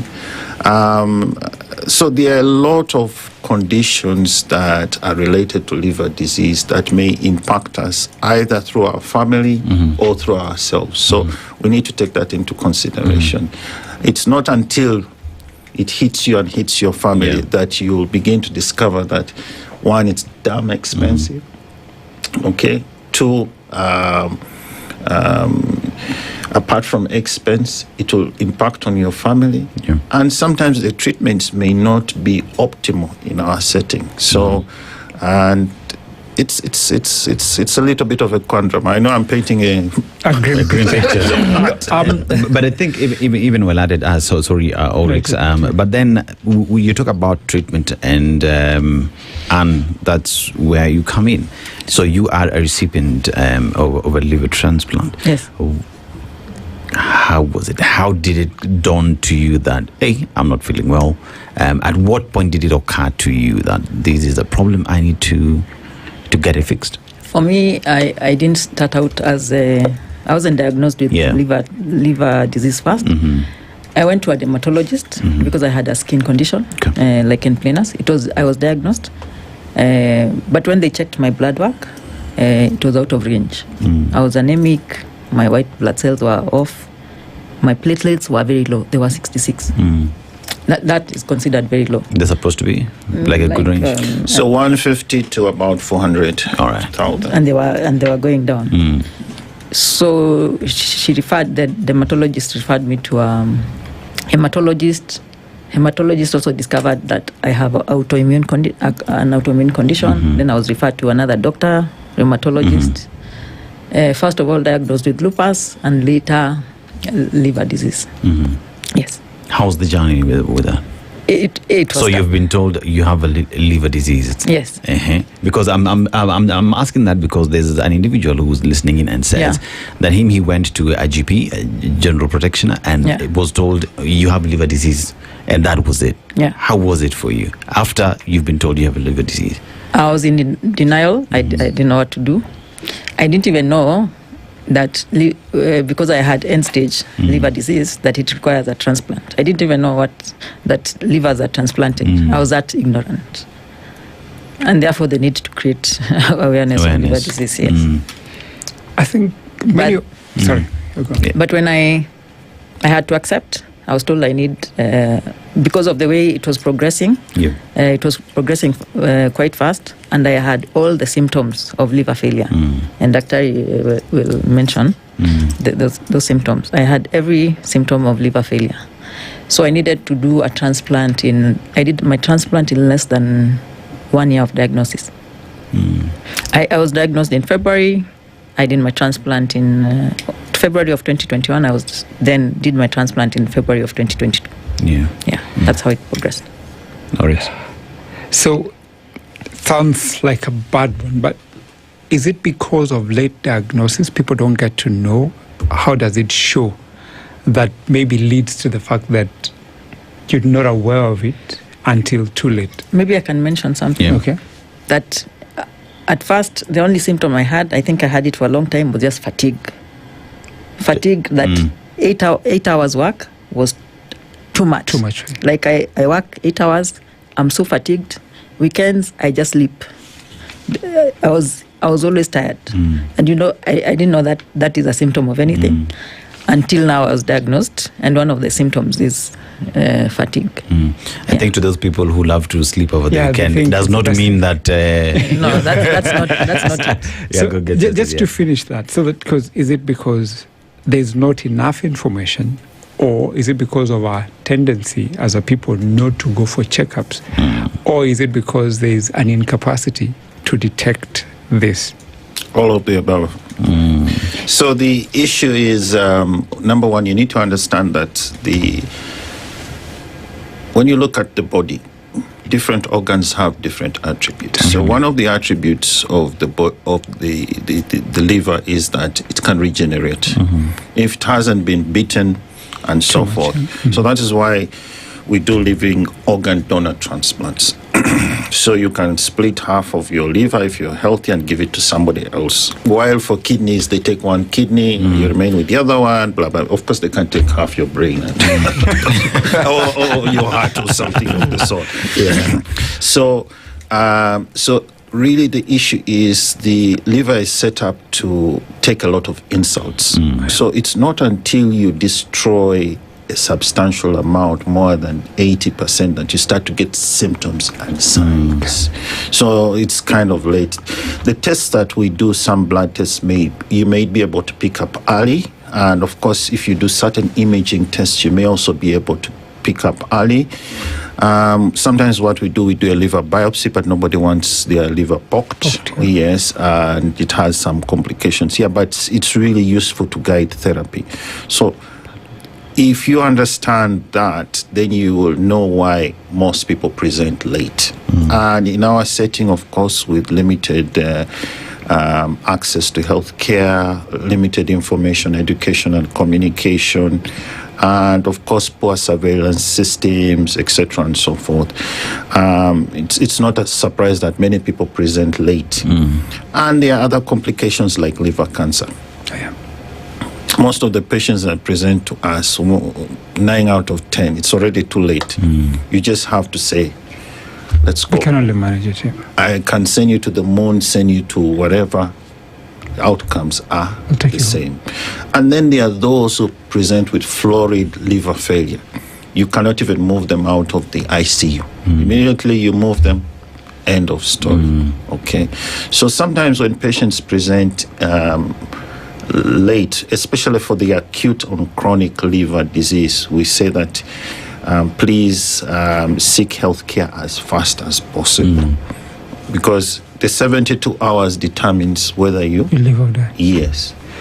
But well, you know, first let me confess my ignorance, because I'm one of those who did not know that liver can be transplanted. I've always believed in the regeneration of the liver. I think, you know, and thank you for demystifying, Doc. This is the information that we do not have largely. Because as you say, you can transplant a kidney, fine, a heart, whole, not piece of it. But then when it comes to the liver, really, it's a new field where you find conditions coming up rapidly, like you mentioned, liver cirrhosis, the fatty liver, and all that. But unfortunately now, to my question is that the liver is always an affected organ. Mostly the other, you know, conditions that have prevailed before. Before it is now fully affected. It's quite a resilient organ, in my opinion, Doc. I stand to be corrected. But then when it is affected, already one is in a critical or so condition that needs rapid intervention, which is not cheap. And perhaps that's why people shy away from tests, you know, that could allow early diagnosis and perhaps cheaper intervention. So as we look at it, Doc, today, of course, there is a substance abuse which could cause. There are other conditions that could cause the same. But are there lifestyle choices other than the substance? Because our foods are changing. That's our organs in how they operate. You say they have different characteristics, also are changing. Are there lifestyle changes one would employ, one, to prevent the effect of the liver, or to improve just general wellness of the organs of the body? Yes, there is a lot. You know, the most interesting thing is that it's just where can one start? So let's talk about food. Okay. Food, there's the good, bad, and the ugly. We all love our food. We jump onto it and so forth. So if we eat the wrong foods, what happens?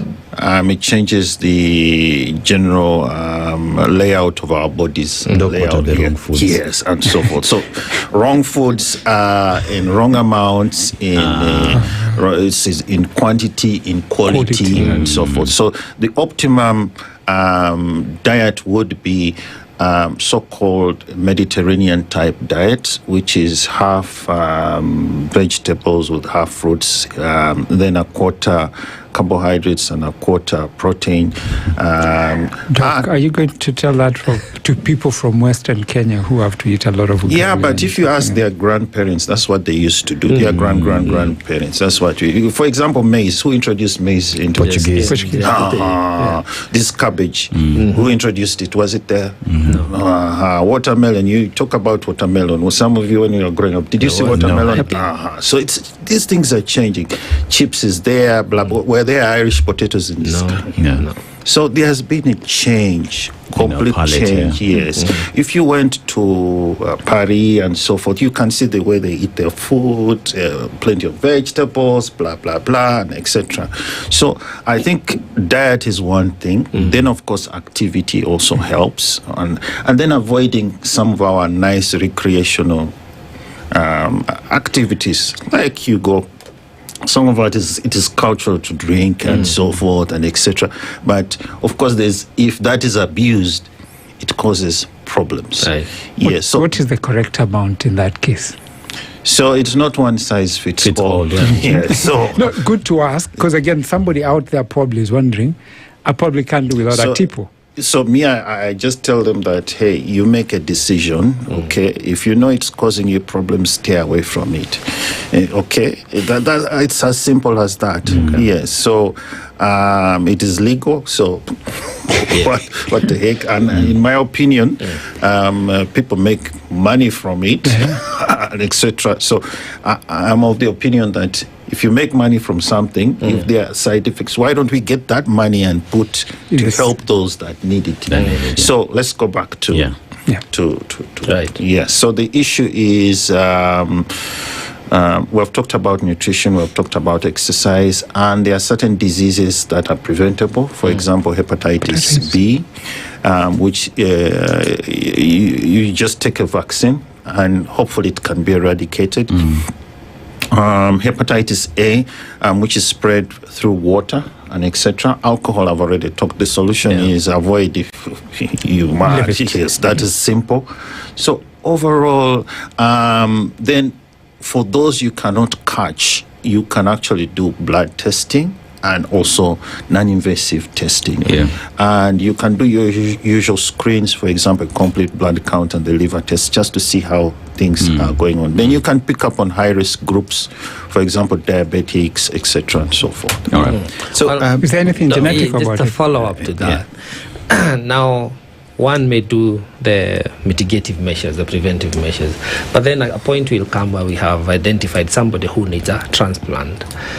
Is the challenge the same in terms of organ compatibility? Like they say, we see with the same thing we see with heart and kidney. It's quite a rigorous process to have the compatibility in transplant. Does the liver matter as much? Of course, you have to be compatible with your donor. And what in liver transplantation happens is that the liver has the right lobe and the left lobe. So as a transplant patient, you get the right lobe, which is the 60% of your liver, and then it regenerates, and the one for the donor regenerates. But before the transplant, of course, you have to do tissue matching. The doc can explain to match the. So basically, it's blood group and other comorbidities. Of course, you can transplant somebody who is HIV positive to another, and this whatever and so forth. So it's basically blood group, and the uptake is a little bit better than the kidney. All right. Don't mention any more of heart. When you so kidney is the more, and the other whatever. So the uptake is better, and in fact, the amount of drugs that you need to take after transplant are far less than whatever. And you can see, I've had patients, you see them before transplant, after transplant, you can believe they're transplant. They will just say, hey, and so forth. You're looking good. If actually you didn't invisible illness. So Anne, I want to bring the aspect of you've walked in, you've been told you have kidney disease, transplant is needed, right? Or liver, liver disease, transplant is needed. I want you to unpack how you dealt with that and the importance of having a supportive mechanism as you go through that process, because you need a doctor, right, who will carry you through that. You need a family who will help you with that. You need to equally identify a partner, a donor who's willing to donate their own. And there is also the aspect of finances. Just take us through that, because many are asking those questions, like, how do you deal with that? Because you have a headache. It's already crazy, dealing with that. But here you are dealing with liver transplant. Take us through that. What's your story? When I was diagnosed, first of all, I told you I was not diagnosed with liver disease first. I was diagnosed with other issues. So it was one after the other. So I have a skin issue, I have lupus, then I have now, I need a liver transplant, right? So at first I was in denial. And then the symptoms kept, you develop one today, next week, like today, you're itching, the next day, you have ammonia in your system that makes you go a bit, almost crazy, you have hallucinations, the next day, bleeding. So the symptoms keep going. But I had support. I had a lot of support from my friends, family mostly. It was great. I had great doctors. Maybe should I mention doctor? I can mention my rheumatologist, Dr. Etao, very fantastic doctor who saw me through that duration of my pre-transplant care. So I had support all through. And when it came time for fundraising, which was the hardest thing I think I've ever done, fundraising is not the thing you want. Yes. Because liver transplantation is done in Kenya. So you have to seek, first get a doctor maybe in India, which was my first choice. So I had to identify a doctor in India, then now start looking for funds. That was hard, but I got a lot of support. Also then it was NHIF, so NHIF covers about 500, which is barely enough. I needed 35,500 USD. Just to cover 500, that's almost 4 million. Yes, just to cover for the transplant in India, not but the other costs like the place to stay, accommodation, and all accommodation. Yes, and then there's also a lot of paperwork. So because also because of there's lack of awareness of liver disease, so I kept looking for any patient and stuff. None. I couldn't find anyone with a liver disease. So I decided, let's form an organization. Group, So we have a support group called LITAC. LITAC stands for Liver Diseases and Transplant Association of Kenya. Then that creates awareness of on liver disease and transplantation. Doctor, how important is it for, you see, her story right there paints the position that we are in the country. So one would ask the question, are we able to do that today? Because you're speaking about 2022. Are we able to do these procedures in the country today? Have we invested in that, or are we still at the point where we can detect but we cannot assist? So the fact that we refer patients tells you the story. We don't have Yes. So it's not that we don't have the experts who cannot handle that, but you have to set into place systems that are viable, and systems that can actually ensure that if you undertake this procedure, there's going to be success. You can just run into it and all your cases fail, which is not where you want. So you have to have the infrastructure, you have to have the systems.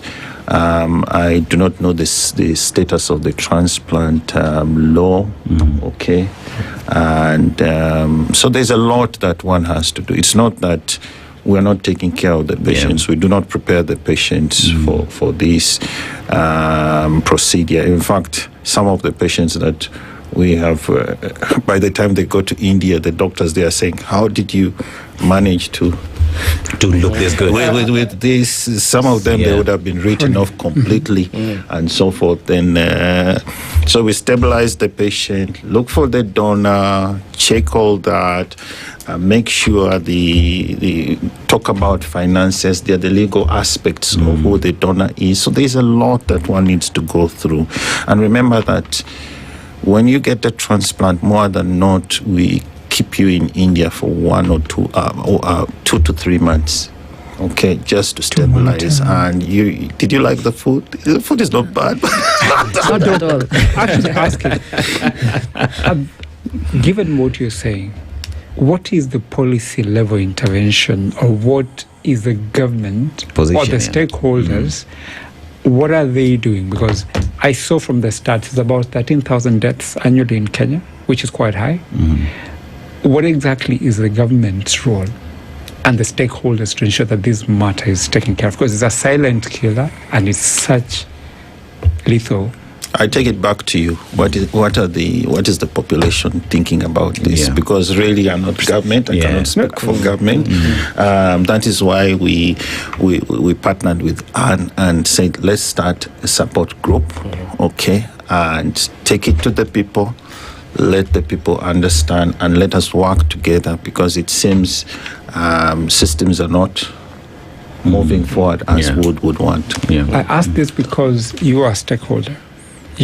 Because then what level or effort has been made other than the support group? Because you see, not many of us, actually until yesterday, I'll be very honest, I had zero idea about this. But what is the level of intervention from the capacity of a stakeholder to ensure that this matter is put to the government, so that it can be? So the way we designed it, because the truth of the matter, if you do things wrongly, you can talk till the cows come home. we can discuss all these issues, but I'm not looking at that. Yeah. I'm looking at long term. So I said, let's start with support this. group, yeah. Yes, that is the way to start. Okay, because health is from. Yes. Yeah. So when we start with the support groups, it's legalized and so forth. Then we say, hey guys, politicians, we want a budget for this and so forth. We have done this for some groups like hepatitis B across in other countries. It has worked.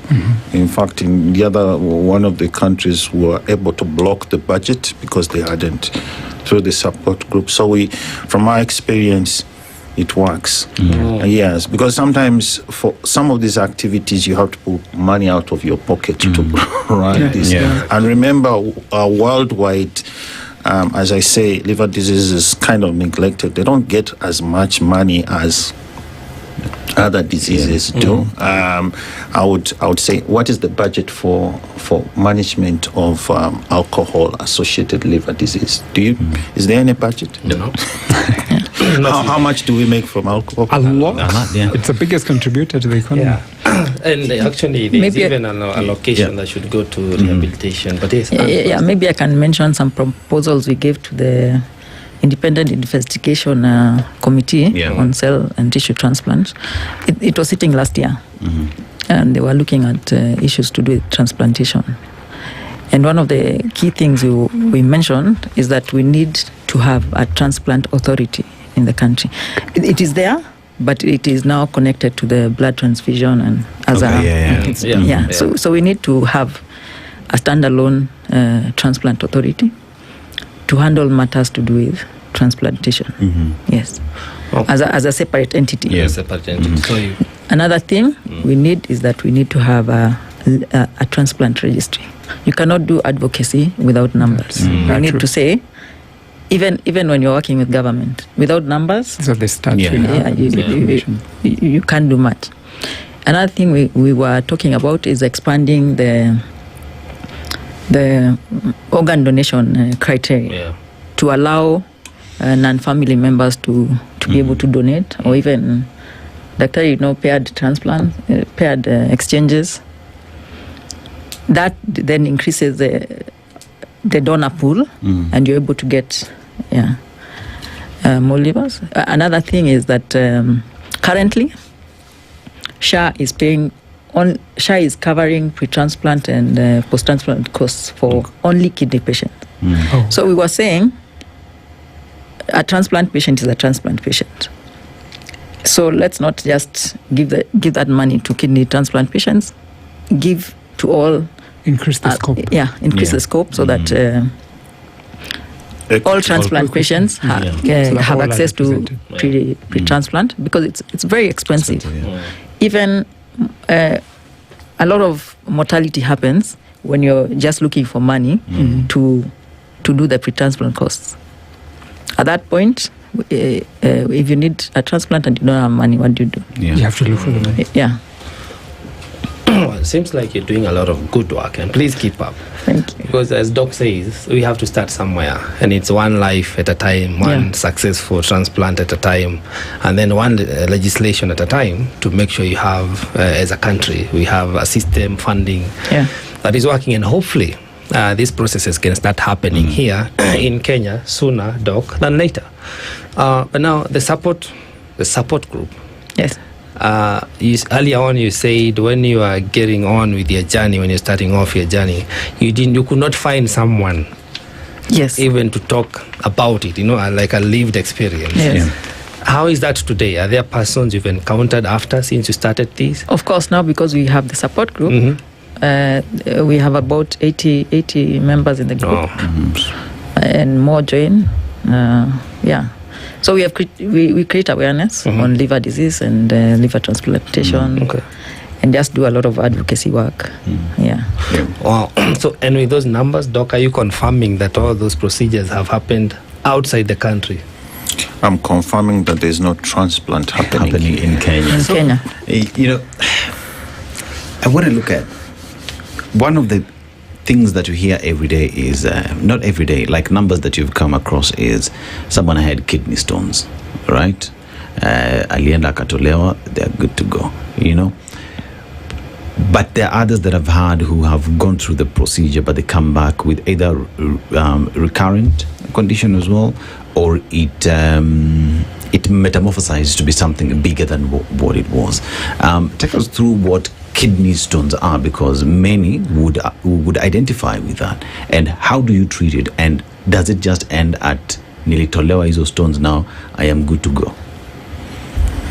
So kidney stones are stones, period, finished. And there are different types that can occur within the kidney. Of course, we're not supposed to be talking about kidney, but it's the body. So I'll push you back to at least gallstones or something. Yes. So just a way about kidney stones, it's just changes in the urine that is produced. The urine remains there. It causes pools and causes stones. Of course, if you remove the stone, you're kind of cured of it. Yeah. For gallstones, it's almost the same thing. Yeah. Yes. So we don't remove all stones if they are not symptomatic. But the problem with stones is if they get blocked, they can cause severe infection, they can cause pain. If it is recurrent, then we recommend removing the gallbladder with the stones. Okay, but it's not done for everybody. There has to be a benefit over a risk because all these procedures carry a risk. Yeah, so there is now the gallstones, kidney stones. And do we have an interconnectivity between the same? Because liver gets battering from other conditions. Do we see the liver as well getting affected by the kidney stones? No, not really. Okay. Not really. So the question is no. But if you have liver failure, your kidneys are more likely to fail. In fact, most patients who develop kidney failure in the setting of liver failure, most of them pass on within 2 to 6 weeks. So it's not a good thing. Yes. I want to go back. I want to go back to what you pointed out, especially some of the things that lead to a liver problem. And hepatitis B vaccination, it's now almost mandatory, I think, is it a mandatory vaccine? To start from there. And then secondly, a fatty liver disease. Are we having a problem with obesity, and is there a way people who are overweight, and what is being done at least at a level where it can be able to help people to sort that out and avoid people getting to that point of, liver problems? Then how effective then would it be that there's more information, especially there's a support group, I agree, but I'm looking at where, honestly, me and you all here want to believe you're informed. But clearly, Dennis, we were very ignorant of the fact that there's a problem. Yeah, so for hepatitis B, transmission is mainly from mother to child in our setting. So the solution there is to vaccinate the baby at birth, and of course to test mothers during their pregnancy. And even though we think the vaccine may not work, we have other methods of reducing the amount of virus in the system, so that if everybody gets a birth dose, at least we are sure that we are going to reduce the number of babies born to hepatitis B. And of course, there are other areas where you may get it from horizontally through blood transfusions, but we test the blood, sometimes through sexual contact, but that is rare. In fact, I usually tell somebody, husband and wife, I say, hey, you find out that the husband has or the wife has hepatitis B, and the husband is or the wife is scared. I say, no. Most of the time, it's only 1 out of 10 that you may have cross-infection between the two partners. So hepatitis B, if implemented well, the vaccine, it has been shown to actually change the yes. Obesity, that is a new problem that is ongoing, okay, and I think it speaks for itself. You can walk on the street and see. You can you can know how many meetings have have you heard here or discussions about weight loss and etc. and so forth? Yeah, so the discussion is ongoing. The solutions are a little bit problematic. Precisely. Yes. So I think the approach is in my opinion, it's almost like alcohol. Yes. So if we're going to sort out the two problems, we need to. These are my heretical views. We need to approach them in such a manner, because you tell me, go lose weight. I tell you, why should I lose weight? I look good, I look funky, and so forth, etc. Or I enjoy my food and so forth. So it's about behavior. It's about chronicity in change of behavior. But you have to put it in such a way that you don't impact adversely on somebody's life. So people have to approach it through a different I think route, I would say. So I think we'll discuss that for another time. Yes. Now, for a person who is maybe about to begin the journey or going through the process already, or somebody who knows someone, but they don't have access to the social support that you're creating, how do they find you? Where do they find you? We are online on all social media platforms. I can share a number. You can join. They can call me through.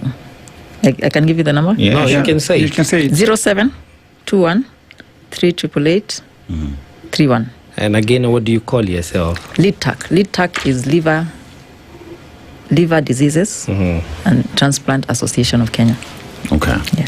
So, Anne, I want to look at. Someone has asked us a question here. Yes. For someone who's gone through a transplant, do they live a normal life? Are you like on medication throughout the rest of your life?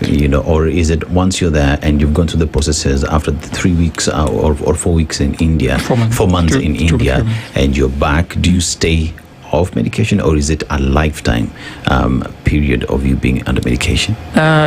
Before you do a transplant, you must commit to management of the illness post, and part of that management is taking immunosuppressants for the rest of your life. Also doing labs like every so often to check your numbers. That is done for also for life. So there's that follow-up. Also, you need to keep your weight in check so that you don't develop fatty liver, which can cause rejection or other issues with the liver. Also, you must take care of your health, because and you see, that is very critical, because then, Dr. you bring in the behavior that we have in the country and our health-seeking behaviors. You only go to hospital when you can't stay in your house, you can't move. We do not have the habit of going for checkups every other time. We are the kind of Leo, fix it. It's not broken. My boss has told me to go to hospital, or my mom has dragged me to hospital. My husband, my wife have dragged me to hospital because they're saying that I'm not well. How is that contributing to late diagnosis of these diseases? I think it's contributing, and the issue of access or the incentive to seek health care, it's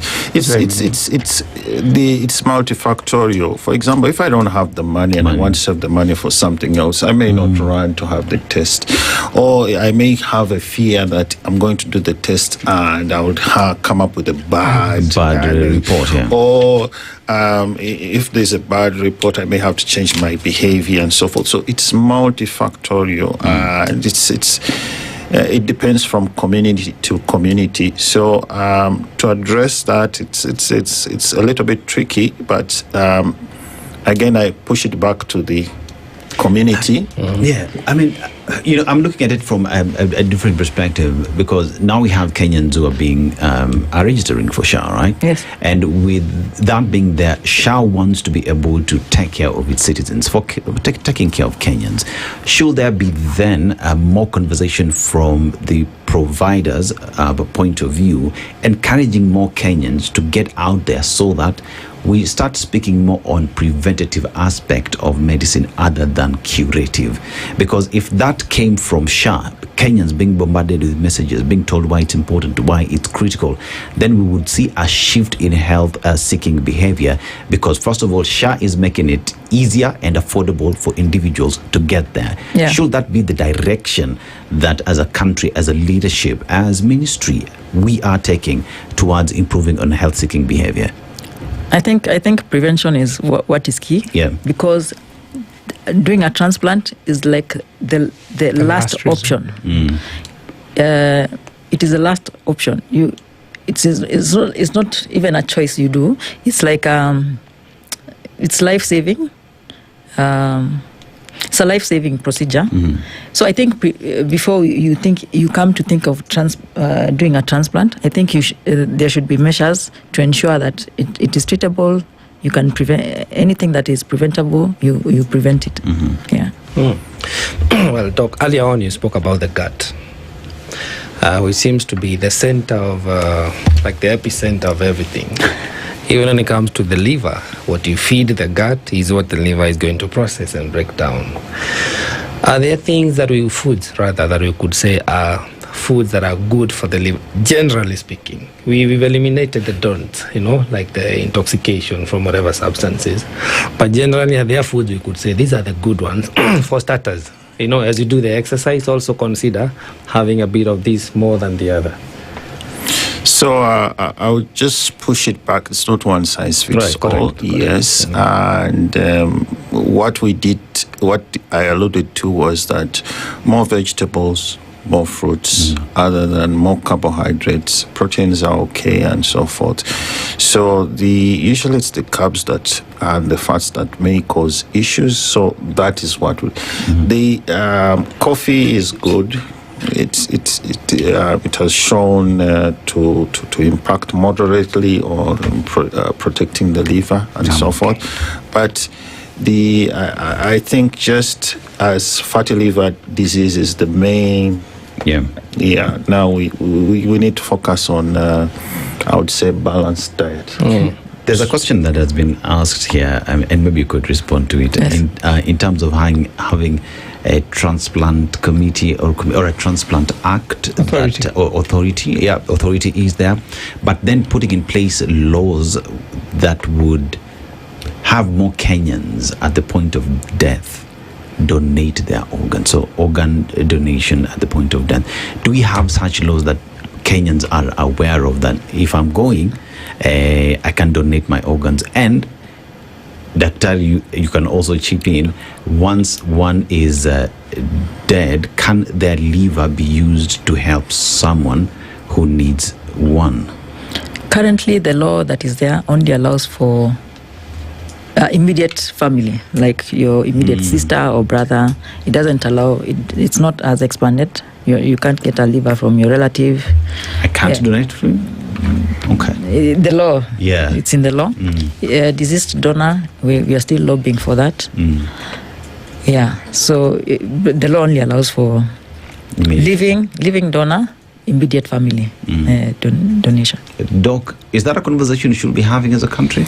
Yeah. In other countries, if you take a cue from, say, Canada and in Europe, when you go visit your doctor, you can sign that in case I have an accident or in case I'm brain dead for various reasons and my organs, I can donate. Yeah. So that in the West has been established. However, you also have to look at the communities. Yes, cultural issues. So that has to be taken care of. As Africans, you say, okay, I want to go with all my organs or something of the sort. So there has to be a change of perspective, and that is a lot that I think the social workers and etc. and so forth, the cultural leaders need to take into consideration so that it's acceptable. And someone is asking about bone marrow transplant. Does that happen locally? Yeah, it does. Okay. Yeah, so I think it's a much easier procedure to undertake than full organ. It's not all doom and gloom, I think. From what I'm feeling is if there's enough information out there, yes, and probably that's the work that now people, you become an ambassador when you learn such a thing, to help, propagate the message and be clear that some of the things we do put us in much risk that is very quiet and only shows up later. And I hope and pray that, I think over time, progressively, the policy will be available. There's an expansion of what can be done and more people to get to understand what it is, because from what you hear as it is currently, it's not very pronounced and it's scary to know that it's so morbid and quickly turns into something negative and bad. But we can do much to improve the situation and give information. I mean, how do we have these discussions beyond the studio? Yes, so let me push it back to you guys. You're pushing back a lot. Yes, I have to push it back to you guys. So the key issue is you are the media. Yes. Right. Yes. Do you have responsibilities? Yes. Yes. So your responsibility, you're the experts in communication. We need your help.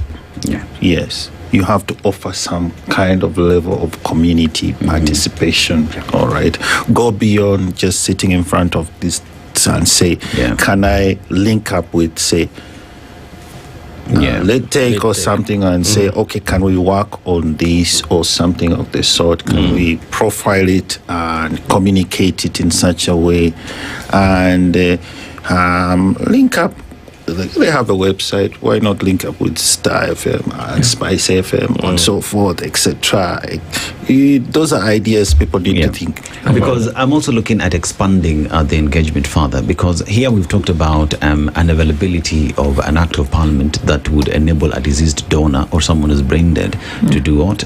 To donate their organs. That shows where we are as a country to address a problem that does exist. How then do we also push the conversation with the legislators, with the government that be, to make it possible for these procedures that are done out of the country management of the same is done locally? Because we found out $35,000 is expensive for Kenyans, So 50,000. So those are discussions that perhaps then together, especially from a stakeholder's perspective and also from your organization together with the media, that we push these conversations so that to those whose back stop with, right? Yeah. This is done locally. Would you reckon that would make it affordable for Mwananchi, and perhaps even more insight would be there because it is a conversation that is ongoing? How are we having that discussion with Parliament, with the government? So I think in the next coming months we had thought about having a white paper. Yeah. But then since you're here, I say I'm pushing back. Yeah. So when you get access to, because some of us are closed in our cocoons and so forth, when you get access to these guys that really make a difference, pose the question to them and tell them, hey, what are you doing for us? Sometimes you may have journalists who are working in the whatever of parliament and say and so forth. You pause and say, put them to the wall and say, get back to us. Can we have a sitting? Can we have whatever, even the town halls and so forth? Then we push them to the wall and say, can we have outputs on?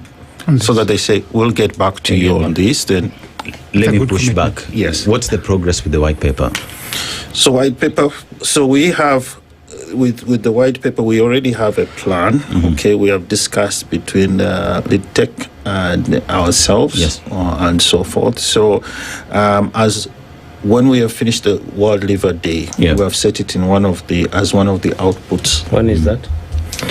So the date.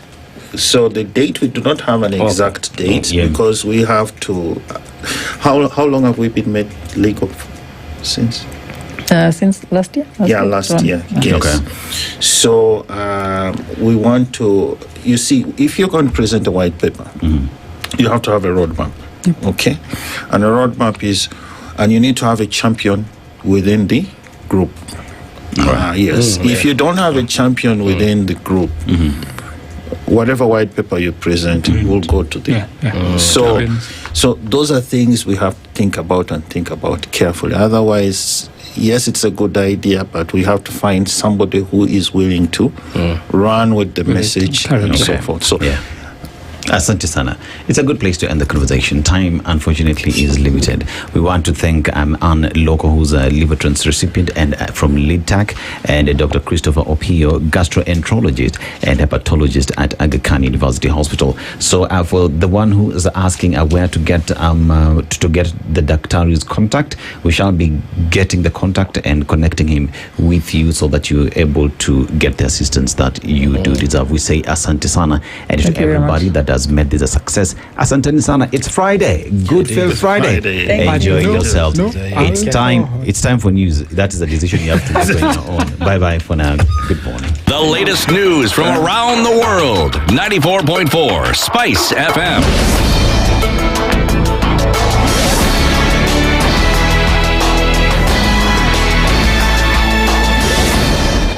Good morning. This is Daniel Zoya. I'm Sheila Tembur.